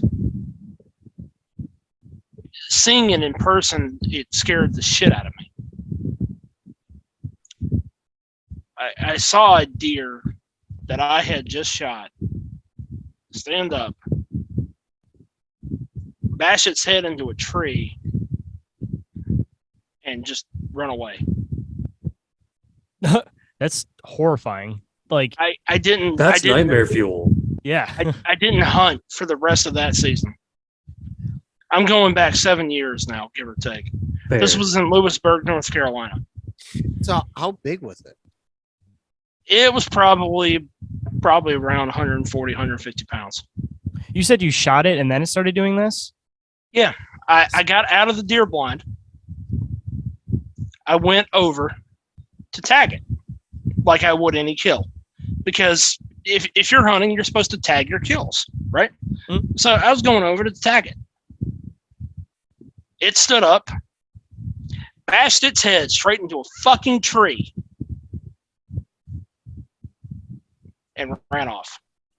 That almost makes you wonder, like, the consciousness of things in the aspect of, like, you shoot something, it thinks it's going to die. If it's in intense pain, do animals have the ability, like deer, for example, to just be like, oh my God, this is intense, I just want it to end, where they might intentionally be bashing their head into a tree, trying to kill themselves to make the pain end?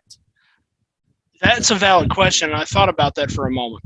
Like, or was it asserting dominance and letting you know that you just fucked up? That adrenaline thing of, like, you know, before you just run off? I seriously thought about adrenaline. That was the main thing that really got me there. Was I was absolutely sure that I put a well-placed kill shot on that deer. And it, from the time it took me to get out of the deer blind and walk over to it, probably around minute and 20, maybe a minute and 25, 20, maybe a minute and a half. This deer gets up and starts just, it's acting completely belligerent. And I don't know what to do. And I didn't have a sidearm on me at the time, so Did it look like this? No, it did not look like that. On a side note, I just wanted to know your thoughts on, do you have any experience with wasting disease? What do you know about it?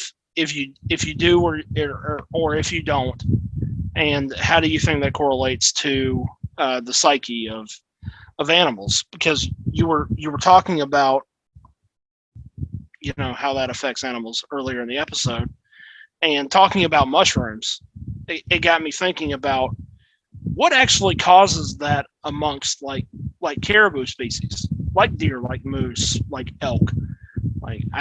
That's one thing. It's just always eluded me, and it scared the shit out of me when I saw it in person. Oh no, definitely, dude. Like, I'm not too familiar myself. Like, I know of it, of course, but like as far as like the logistics, I'm not too familiar of like why it happens. All I have is like theories on why it happens, but it almost seems like one of those things that like more knowledge is known about it, but it's not given to the public. Like, Yeah. there's something to it, like be it that you don't eat your own flesh because maybe it gives you like some kind of like like overpowerful adrenaline, for example, you know what I mean? And maybe with that overpowered adrenaline, maybe it kind of starts to like fuck up your brain a little bit because it's like, you have something that's not normally intended to run this hot of gas, for example, you know what I mean? Like you're just like overblowing your system because you don't have something in there that's normally supposed to be in there. Or just another theory, maybe it's a natural thing that's intended to happen if there is a creator being, whatever, that they purposely put something in place to make it so that you don't eat your own species because it'll mess up your body intentionally, like physically, and it'll also mess you up mentally on top of that, Right. You guys know- It's the thing that's brought me closest to believing in Wendigos, that to see that I was absolutely certain that something was dead, and to see it basically just stand up on its own, basically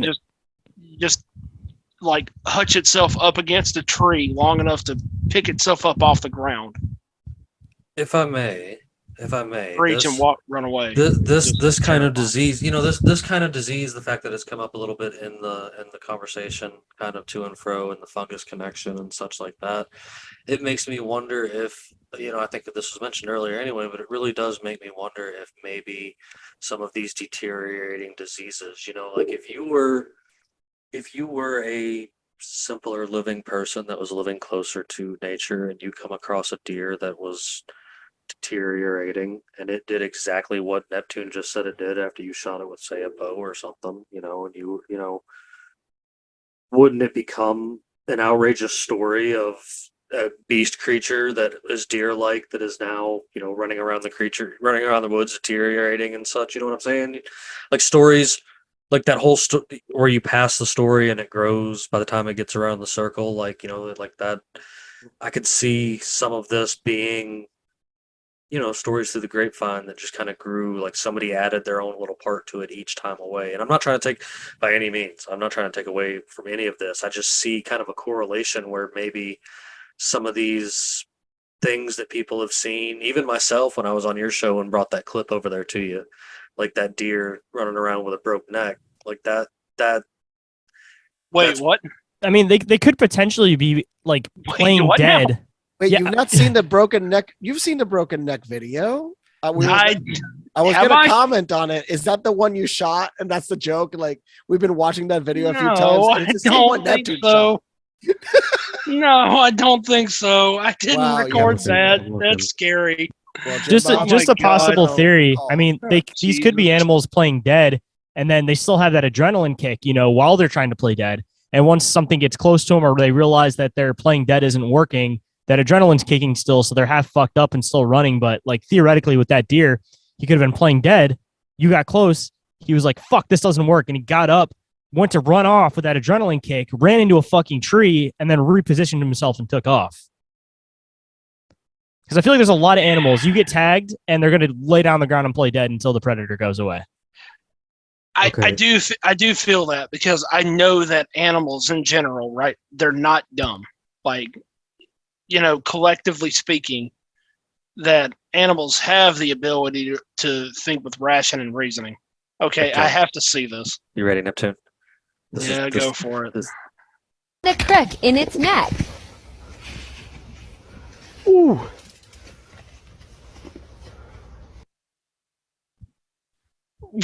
the fuck? It slept wrong at night. Oh Jesus! That's having a Oh bad God! It's having a bad neck day, man. That's a It just bad slept day. wrong. man. It was a What if bad that thing's like a natural deformity and this thing's been living its whole life? Like, actually, no, that's still pretty Steven. young. It could only be a season. And we're that and thing's we're, old. and, we're, and we're making fun of it, and that poor thing's feelings are being destroyed. I'm I thinking mean, it- shit, its mom and dad are probably I- brother and sister. I but, take you know. nothing. I take nothing away from the fact that I recognize that there's probably a basis in reality that animals have the ability to reason, and if woman's going to play dead, absolutely.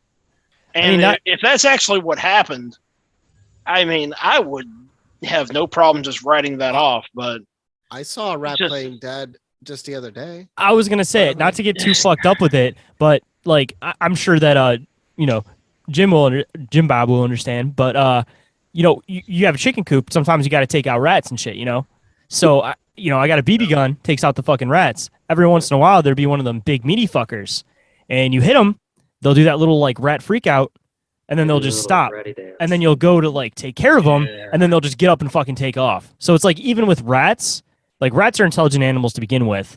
Like they have the ability to like if they find a new food that they've never had before, one of them will eat it and they'll wait 24 hours to see if that one dies before the rest of the family eats it. Like they're smart. They know how to do shit. Get drawn in. So I've seen it happen with rats. And I mean, a deer could be even more intelligent than a rat, you know, and if a rat's doing it, a fucking deer will do it, you know? I feel like it's just a natural human instinct. Not a Animals play human, but- possum. yeah, natural instinct of almost any animal. If you are in a I situation believe- you don't know how to deal, you just play dead. yeah, I believe that. It's just, you know, the condition of mental illness as we correlate it to our own psyche, right? And what we eat, what we consume.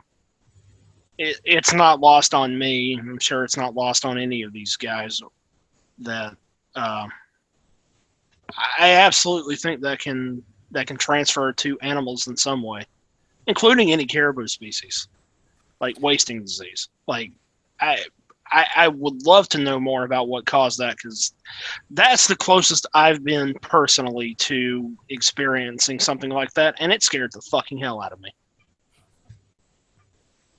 Yeah, I mean, just unexplained all around. I mean, because you're in that situation and it happens so fast that you don't really get time to rationalize it while it's happening. So then you're just Yeah. trying to rationalize it Right. off of like a memory that happened of you being like exhilarated, not like fully comprehending things Right, that I'm you did just- properly anyways, you know? Exactly. I'm just doing my normal thing. Like for me, it was just another day in the woods. Like, hey, let me just go about my business. I'm gonna tag its ear and I'm gonna drag this thing back to the car and off I go. Nope, not that day. Lewisburg, North Carolina that night said nope. So I was just like, nope, I'm going home.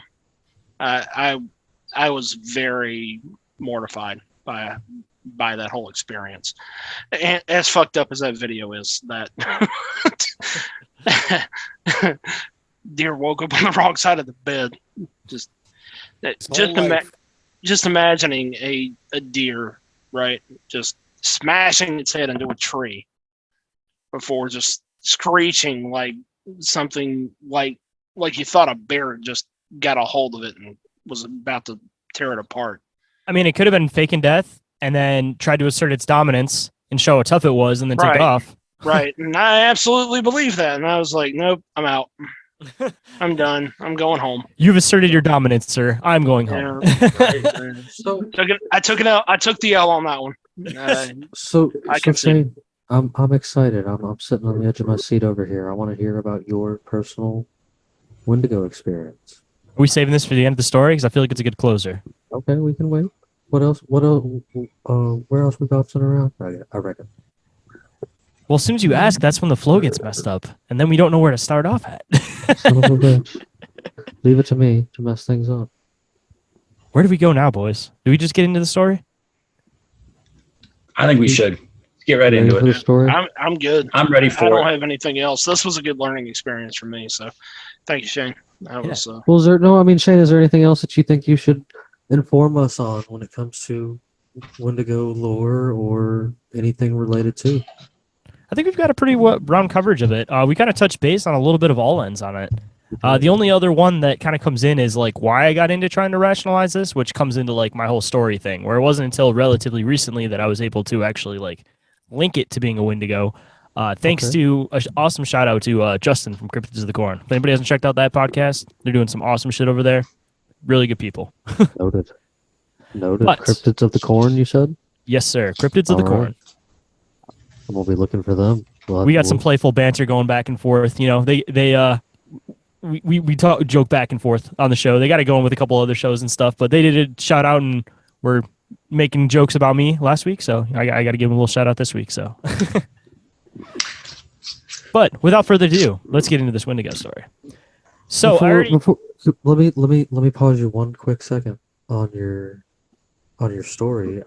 Luis, you want to touch base with everybody that's watching on these photos and what you got going on here that you're sharing?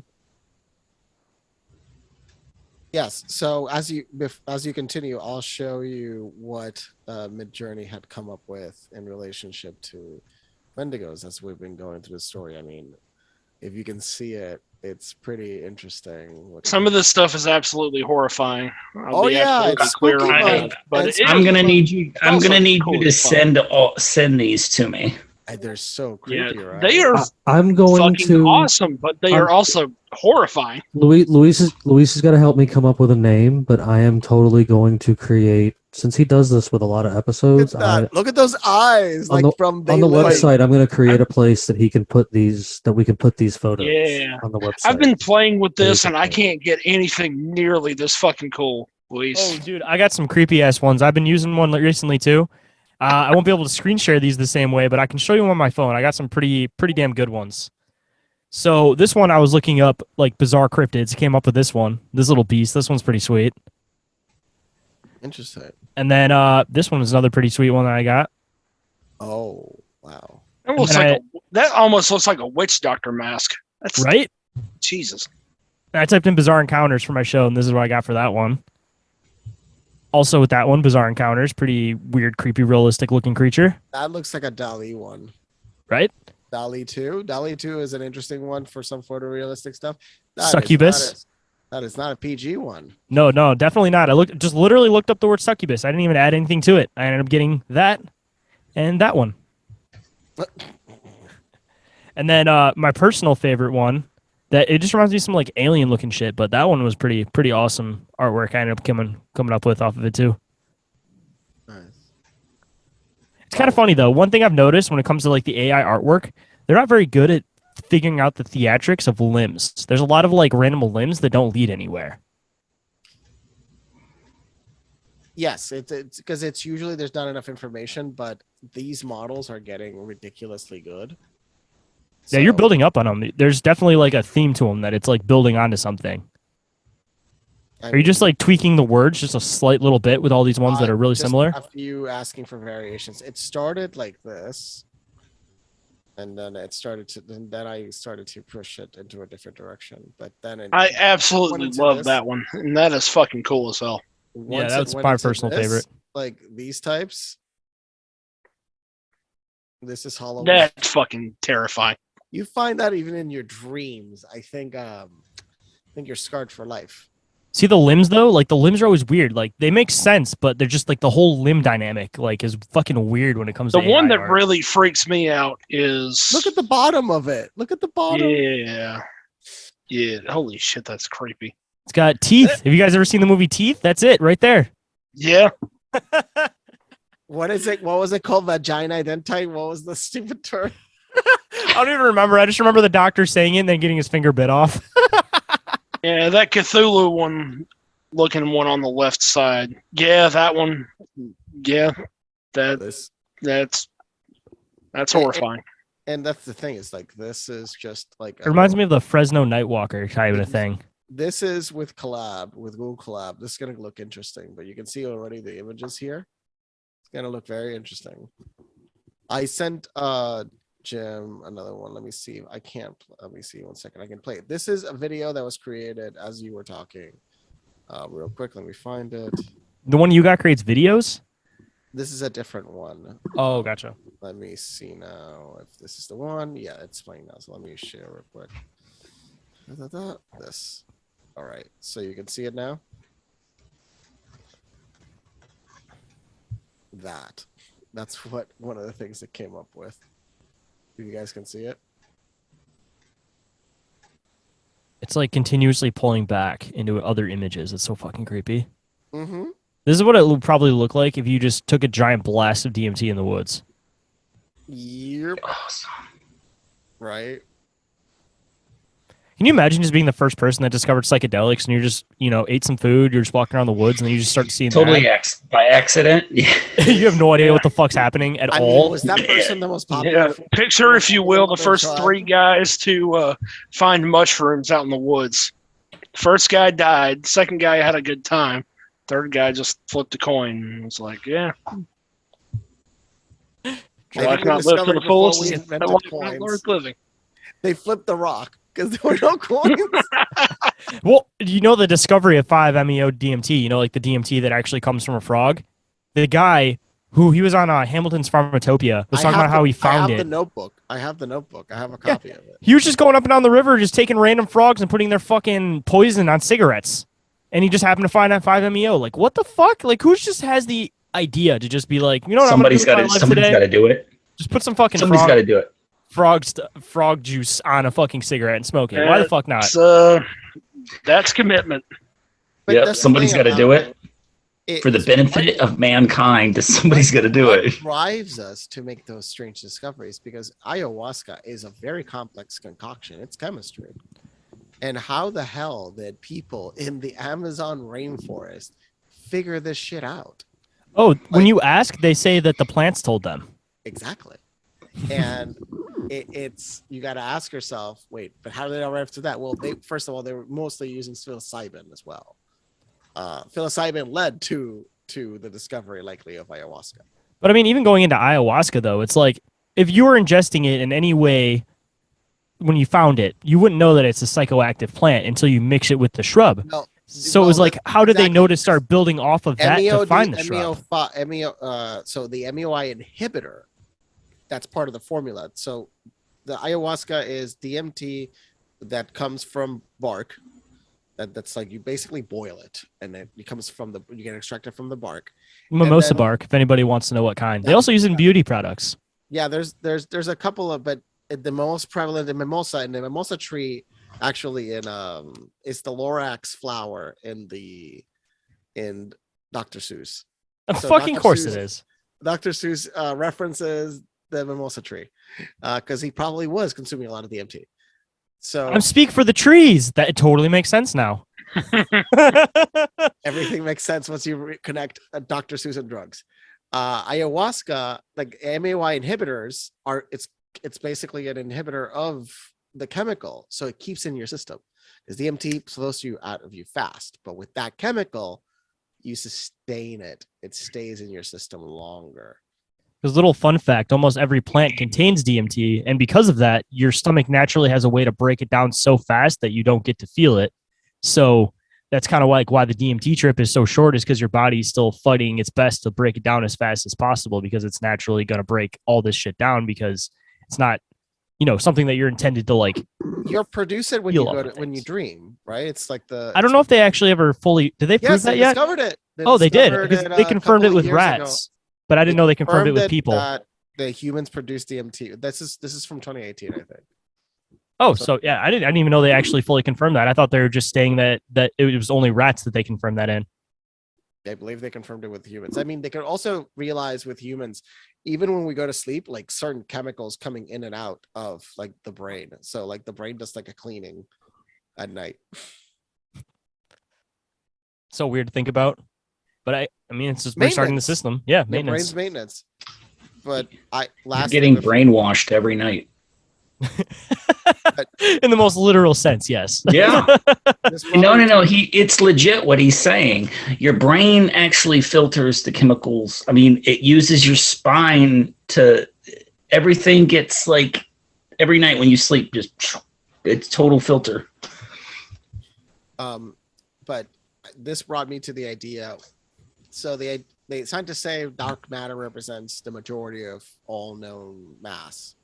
What if we're on planet Earth, and planet Earth, the perception that we see is only 25% of Earth, and that the other beings that exist in cohabitation with us, to them, we're resources, and to them we're like potentially like crystal beings, like crystal energy flows that like, and they extract energy from us. And that's why other people, when they speak about these demons or these other worldly or other dimensional beings, they speak about speaking to them, they speak about draining us and extracting it from us using things like the influence of evil and so on, because they gain a lot of more power from it. So could it be that that really is a portion of how it's just, this is our limited perception of reality, and we're on the same Earth? There's a whole different species of beings that exist in this planet as well. We just can't interact with them. Yeah, they're just sitting on your shoulders and just sucking your energy out all day. There's Yeah, a lot of they're people right that I above- guarantee you, there's people that are they're just sitting on their shoulders just. You guys never heard of the movie Bandit? Sounds familiar. It's a Russian film, but it was on Netflix and everything for a while. Shout out to all the foreign horror movies on Netflix being way better than all the American stuff. It's all that woke agenda shit. They gotta, like we're saying, they gotta make everything acceptable for everybody. I was just about to watch one after this show tonight. Nice. What's it called? The Matriarch. Ooh, I was about to watch Incantation. That was my one. I didn't know if we were about to hit the same one tonight. Yeah, it's about a woman that survives a drug overdose and comes back to her hometown, and everything has resorted back to when she was a child.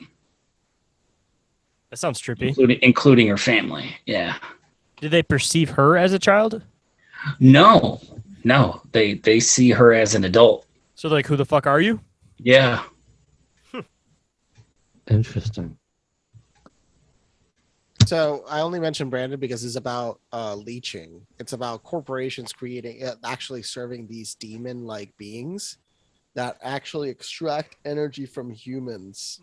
So that's what the movie Branded actually. I could potentially share 1 second. I'll show you. Also sounds like The Matrix. Just had to throw that one in there. Yes, but let me see here in the trailer. It shows it. So let me see. That cover looks pretty fucking crazy. I'm already sold. Yeah. So I mean, it's all about creating something that can be used for control, and then this person starts seeing this. Brandon. And once you see the movie, you're gonna be like, "What the hell?" And from the perspective of a Russian, so that's like something that just other people are like, "What?" Without giving too much away, what the fuck is that? Those things? Yeah. Those are the corporations, what they serve. Oh, so it's actually supposed to be like a being, but like, is it supposed to be like something else? Like, is there like a root to it, or is it just kind of like its own made up thing for the movie? So he sees it when and these things are being, so when you're serving these companies, they don't realize what they're serving. It's like the one person comes from Japan, and then like suddenly he sees the monster connected to the guy's skull. Is it all different monsters, or is it all like the same things? See, yes, it's different so different corporations are expressed by different demons. You can call them demons to simplify it. It's really cool. It's a really cool movie. So definitely watch it. It's if you want like going into that side of what is outside of us absorbing from us, and just think about the structures that we built, the society that we built, how it's built. Ooh, it's on almost all of the apps. So I'm definitely going to have another one I might have to watch tonight. I don't know. I'm kind of more sold on that one than Incantation now. No, I dig that. Like I'm always looking for good things to watch. I'm way behind everybody else, but Wait, I'll get you caught up guys eventually. seen the 1970s film from France that was Fantastic Worlds, I think it's called? Sounds familiar. Also, Fantastic Worlds. It was a very beautiful film. Check into that. So, I think I'm ready to start you were picking up on what led to your story there, Oh, and Shay. how I was digging into it. All right, sorry, I got sidetracked there for a bit. No, it's quite okay. We do that a lot over here. We get all onto tangents, but we eventually get back to it. Fair enough. So, starting from the beginning of the story, you guys already know, like I was saying, that I had the Native American connection with like my grandma and all that kind of stuff. So, we used to go to this place called Northville. It was a mental institution essentially. It was abandoned. We used to like urban explore for a while. Pretty big place. It had like the main hospital building. It had a bunch of like little side dorms. It was a pretty big campus area of like this hospital. And it was all just like abandoned buildings and stuff. So we'd go here regularly. We got to the point where we pretty much had everything mapped out. We knew exactly where everything was. And then we started wanting to explore a little bit more. So they're called the tunnels underneath. That's what everybody calls them. And essentially they go underneath Northville, which is the city this was in. And they spread, like you can pretty much get like anywhere in the city, and they were closed down, not used anymore. So they're just pretty much like an abandoned tunnel system underneath the city. So we never really went down there just for the aspect of like it goes for miles. We didn't want to, have a flashlight die and have to feel our way back in the dark.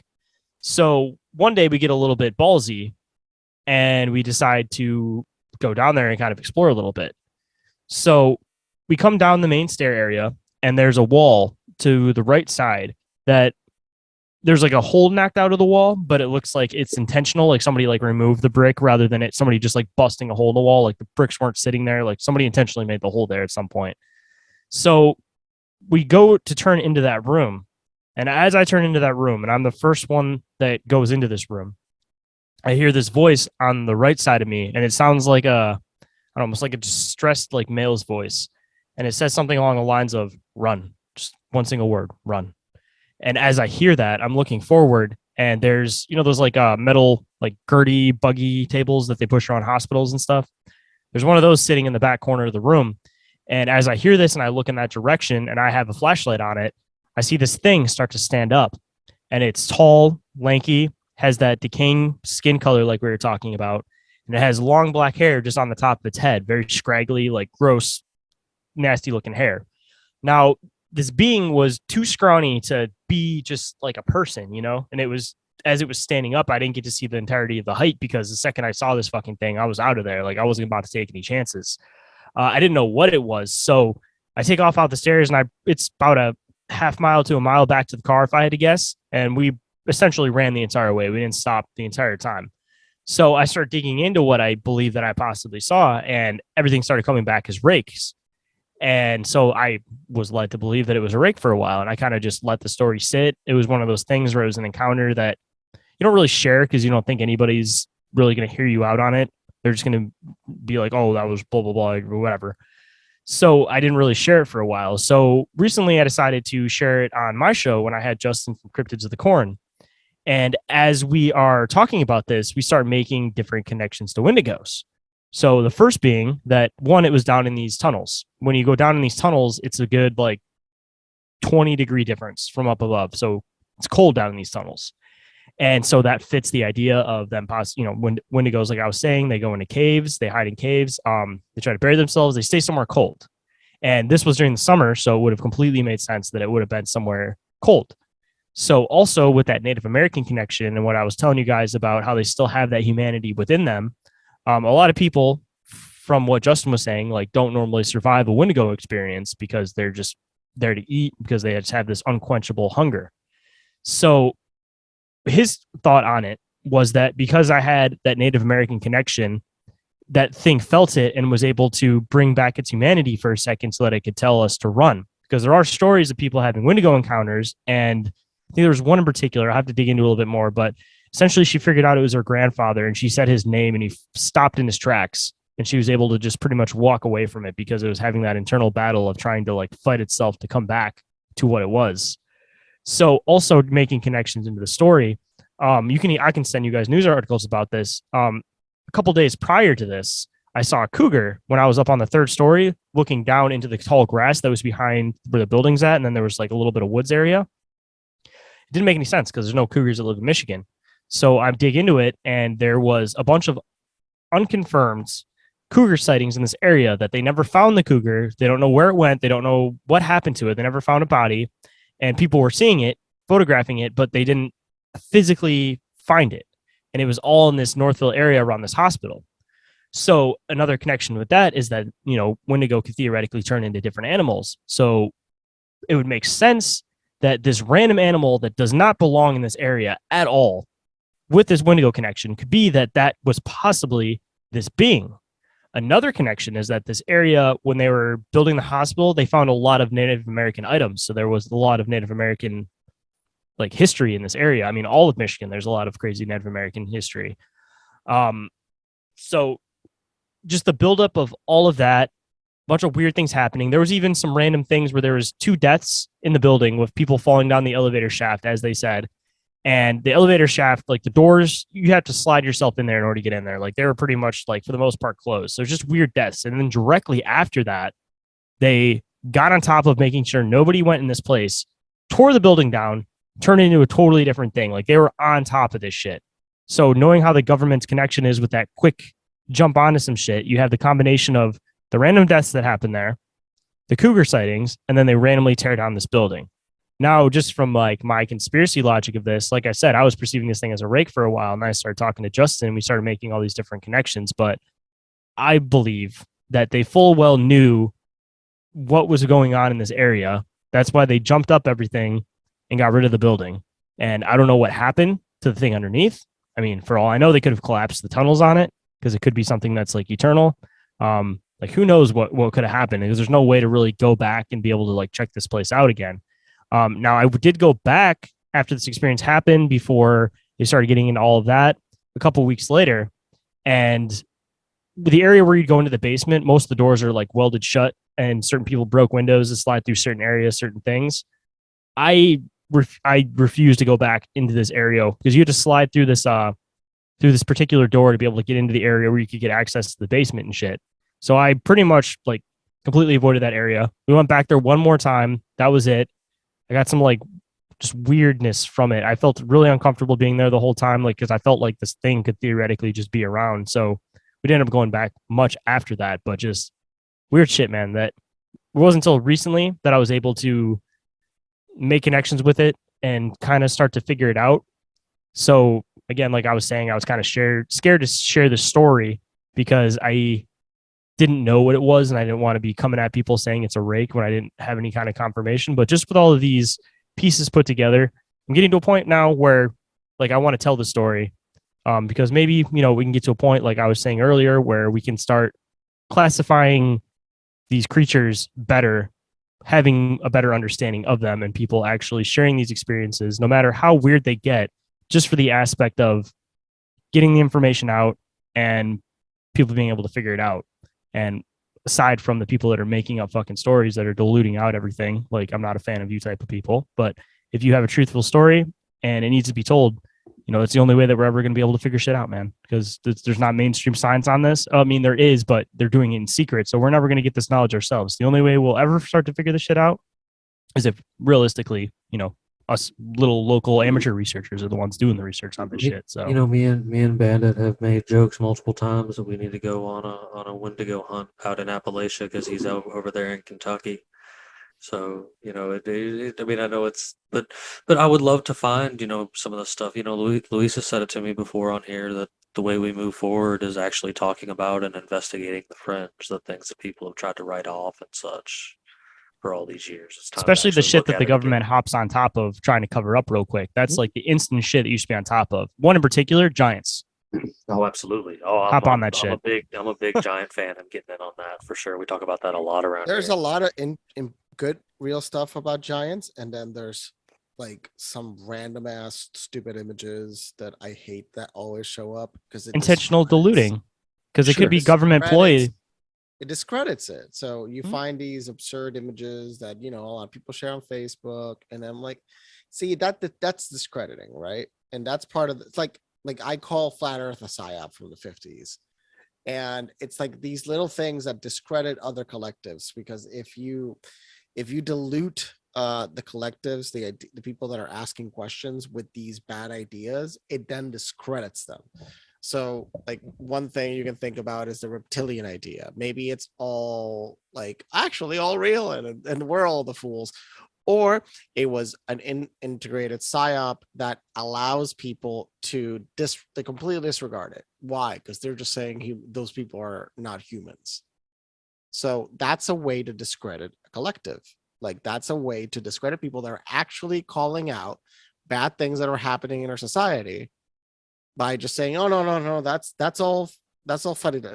And when it comes to the cryptics, like the cryptid, like animals, what stories are behind that? All the people that disappear every year. What if there's a direct correlation between all the people, like a big portion of the people that disappear in the American wilderness and these beings? There could be a direct connection. Like, this is serious. That means thousands of people could be disappearing every year because of these cryptic, and we're not questioning this.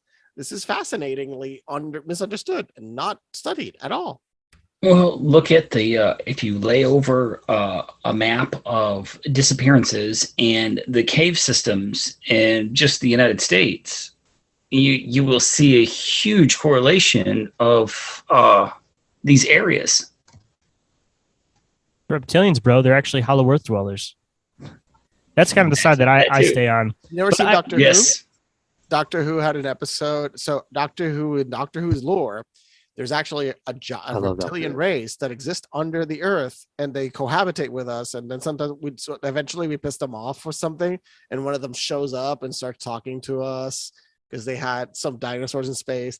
It's an interesting, funny episode from Doctor Who, but they had this reptilian woman, like incredible makeup. And yeah, it's interesting they added in Doctor Who lore as they're beings from the internal earth. Because honestly, though, if you knew something was true and you know how crazy it sounds, why wouldn't you exploit how crazy it sounds to discredit it so that people don't look into it? You know what I mean? Like, they could be just literally saying the facts and laying them out, but intentionally knowing that how crazy it sounds, like they're purposely laying them out in the manner that they are so that they sound as crazy as fucking possible. Sure. Predictive programming. I mean, going on to the reptilians, though, I want to know your guys' view on it, but I kind of see it as like going into the subcategories like I was talking about. There seems to be like the solid, actual, like reptilian physical beings, which are the ones that I kind of believe with the whole Hollow Earth concept. And then there seems to be these more like vampiric entity type reptilian beings, which are the ones where people say that they'll see like the shifting faces, which also a little weird side funny story. There was one day that I was at Myers and I was ranting and raving about reptilians and masks. And this woman who was a couple of people behind me, she looks directly at me, pulls down her mask. Her face resembles almost like a dragon reptilian looking face, if that makes sense. Not like the reptilians like we imagine them, but almost more like dragon like. And then pulls her mask up. And I just got temporarily like mind fucked by this. You had a they live experience in real life? Yes, sir. Did she pull up her comm and be like, "I've got one that can see us"? No, literally the whole experience went that I was ranting and raving. I was like being loud about it. And she literally stared right at me, pulled her mask down. Her face looked different. She put it back up and then went back to talking to her husband and shit. Like nothing fucking happened. It was like I'm watching you kind of concept. That's like the vibe that I got from it. Like we're around, shut the fuck up kind of a concept. But that being said, I kind of see it as reptilians as there's like the spiritual being reptilians that seem to be more of like a possession type thing. Like they may be like otherworldly in the aspect of like interdimensional where they don't have like a physical being in here. So they have to almost like attach themselves to a vessel or be part of a vessel in order to like exist here.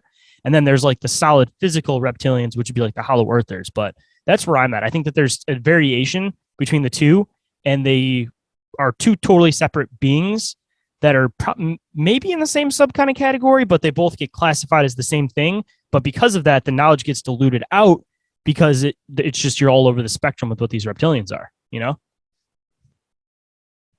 Absolutely fair. You know, I mean, I see, you know, I'm one of those guys that I made mention of this earlier. I don't like to deny anyone's experience. I look forward to stories like this and, you know, things like you've shared, things like other people that have shared that have been on the show with us in the past. Like I'm the guy you can come to, and I'm gonna believe. You know what I'm saying? Like I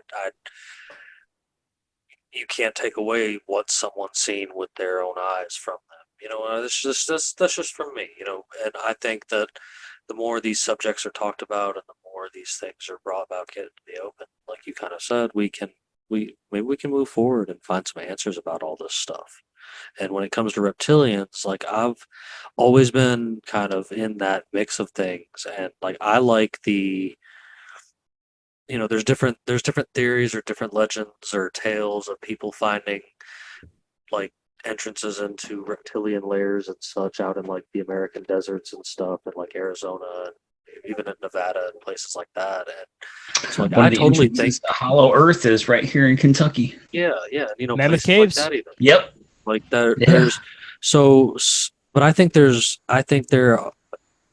be subspecies. Like I think that makes sense. Like that's kind of already how I look at it, is like inside of the earth, the next level down, you've probably got Bigfoot, you've probably got lizard people, you've probably got Wendigos, you've probably got Wolfman, Dogman, Vampire, Lord knows what. Even like this. I always like to go back to this because the Lord of the Rings. Like dude claims that he found like historical texts in like an old place, and that's where he got some of these ideas from and stuff. So like I truly believe there were multiple different kinds and species of upright walking humanoid creatures that at one point probably worked more together than we do in this current form. And I think a lot of them are underground because they want to have a different life than we do, or maybe they suck off of our life, or maybe humans just suck and they're up here farming us because we're just that fucking stupid.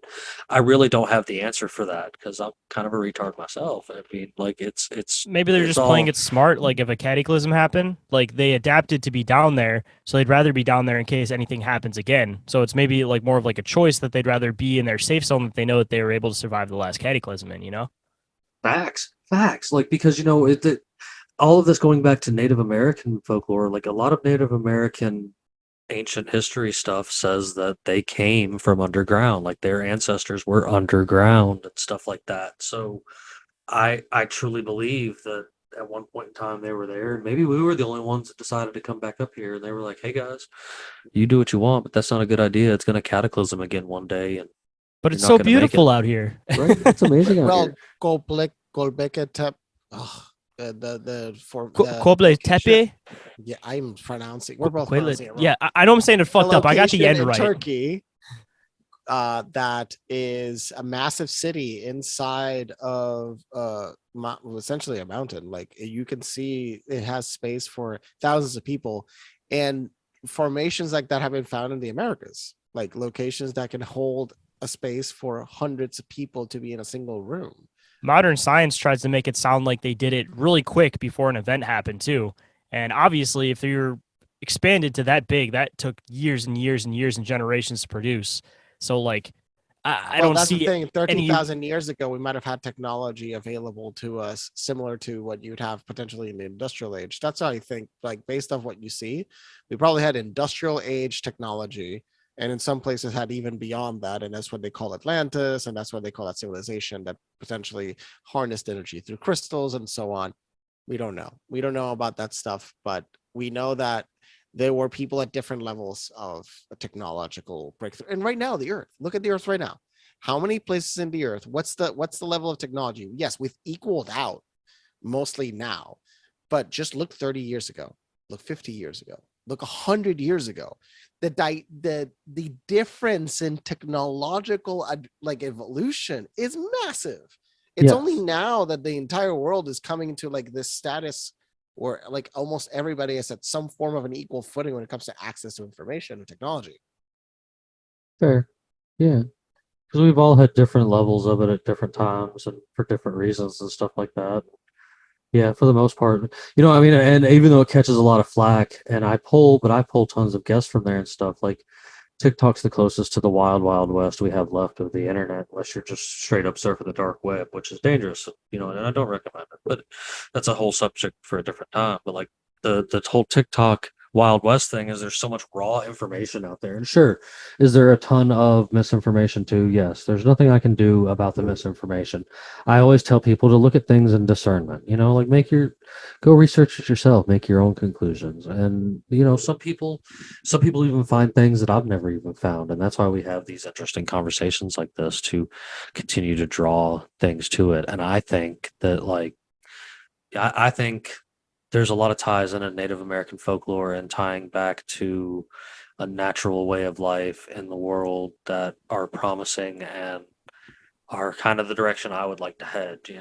This again is just one of those references. I'm going to keep doing it, I guess, every episode. Me and Bandit have referenced this before. I know he'll back me up here. We're totally going to break down like the Jetsons and the Flintstones. Like, there's going to be people that want to do all the advanced technological internet moving together with the system and eating bugs, and there's people like me and him. They're gonna have cool awesome dinosaur robots, and we're gonna work at the rock quarry and go bowling with our handmade bowling balls and shit. Like, Hey, I've always made theories about it on my show too, that we're gonna get to a point where like society gets divided between like the major cities, which will be like, you know, like the tech smart cities advance in the future that everybody almost feels like it's just certain death outside of the city. And then you're going to have all the like communities outside of the city that are all like the fucking prepper type. I don't want to say prepper type, but like all the people that know how to fend for themselves. Yeah. They're going to be the Wild West, and these civilized cities are going to be the smart cities where everybody's scared to leave them. They already started building the linear city in Saudi Arabia. oh my God. They're not gonna build the line, but they're gonna build the other things I've been talking about, because the line is not possible. They're not gonna do it because it's engineering wise, it's a nightmare. So that's why they're never gonna build it. They're just trying to steal people's money or something. It's just a scam. The line's a scam for sure. Luis is convinced. It's a scam. Just a money grab. It's a money grab. I don't doubt it. I really don't.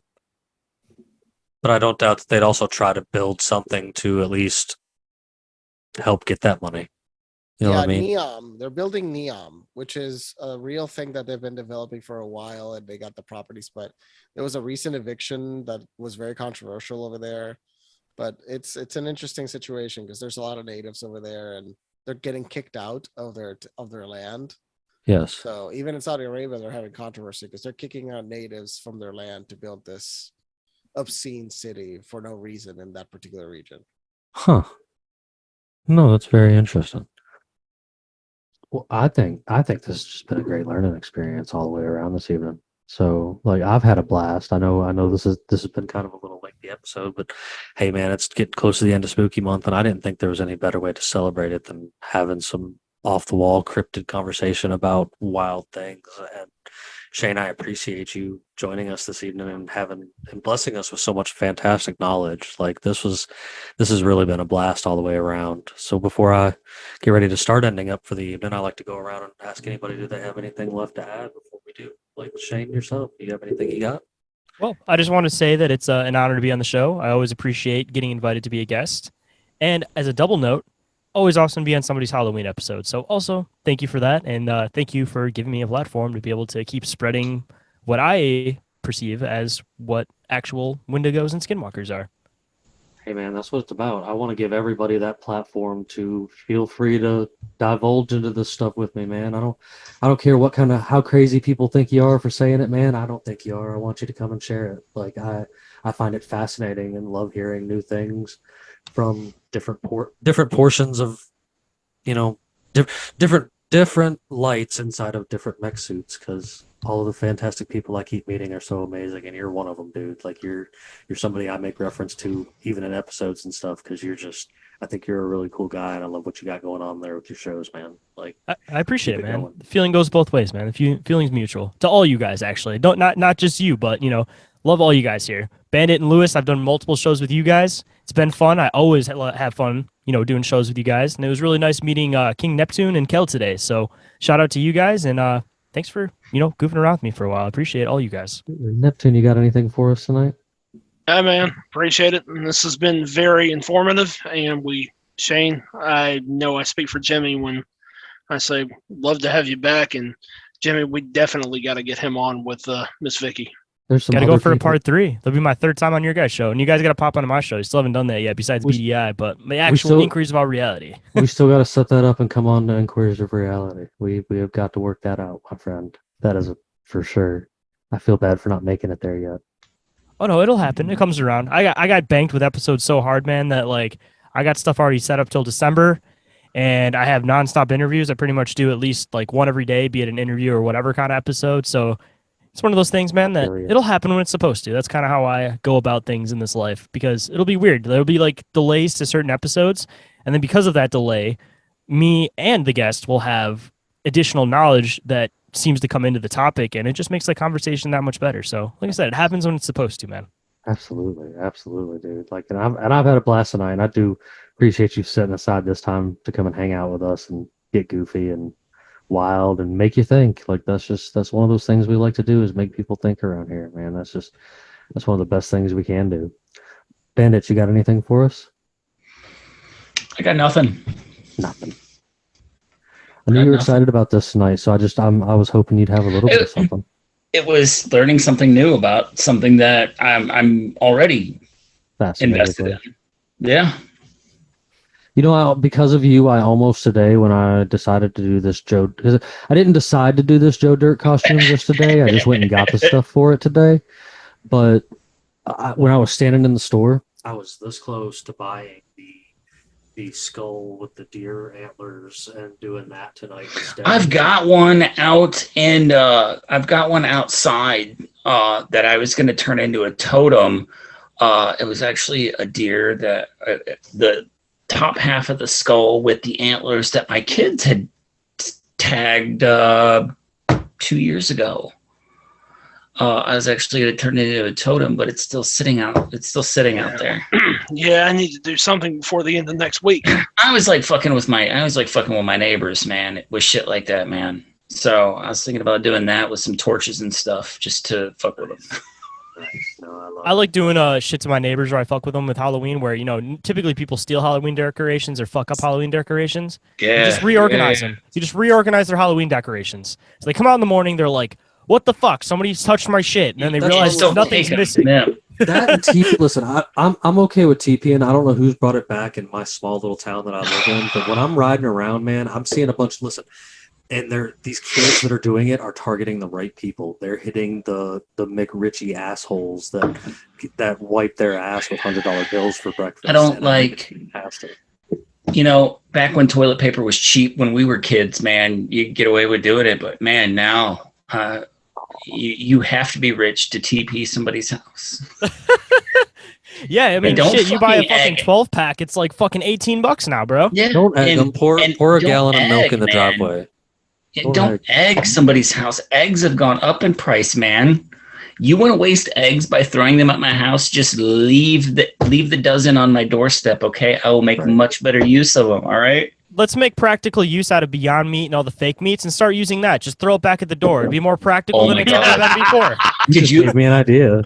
Dude, you just like, this is the wrong group to say that type of shit in, okay? You just got Beyond Meated, motherfucker.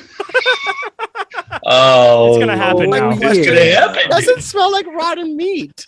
It's still gross though, man. It's still gross. Luis, you got anything for us tonight, buddy? It was wonderful today. Yeah. It was amazing. And I'll say that simply, really go into searching what you fear, and you'll discover incredible things. Just do it with caution when you're searching anything you fear. But it's really important to search for everything you fear. Because there's a reason why you fear it. It's a lack of understanding. At its root. You know, that is another thing, interesting point to bring up, is that I wonder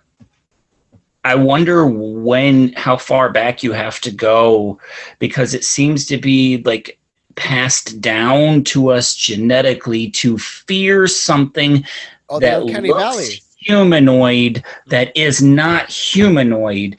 I wonder why that is. How far back do you have to go to find where in human history we encountered something that was terrifying, that looked humanoid, that wasn't humanoid? Or another side note off of that, the natural instinct that when you see something big and dark above your head, to duck. Because that means that at some point, either people are around with dinosaurs, if dinosaurs exist, depending on which side you fall on. Or something was flying around. Or, yeah, exactly. Thunderbirds. Fucking Thunderbirds.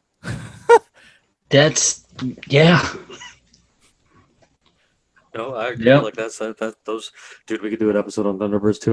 We kind of touched on one of my other shows that I do on Thunderbirds one night because that is some fantastic stuff to get into. Like all of this stuff is just amazing, and I think that digging into all of it is a good thing to do. And I encourage folks to go check out his bizarre encounters that he's got going on, and inquiries with realities, as well as the big dumb inquiries. Those guys are over there working hard and pumping out fantastic content. Man, that's the kind of way we roll with things, and just plugging our friends that are doing this stuff, man. Like I said it earlier, I'll say it again. The revolution won't be televised. It's totally going to be podcasted. So we're going to keep doing these kind of things for all the folks out there that enjoy us doing these kind of things. And once again, I thank you, Shayn, for coming on, and we'll make sure we get all your links shared back so that everybody can find you and find everything that you got going on, and keep spreading that love around. And you guys Hell know yeah. before I sign out, I always got to have a good one for you. So, and I think I got a real good one for tonight. So, why do pirates carry swords? Because swords can't walk. Thank you, everyone. Have a good night.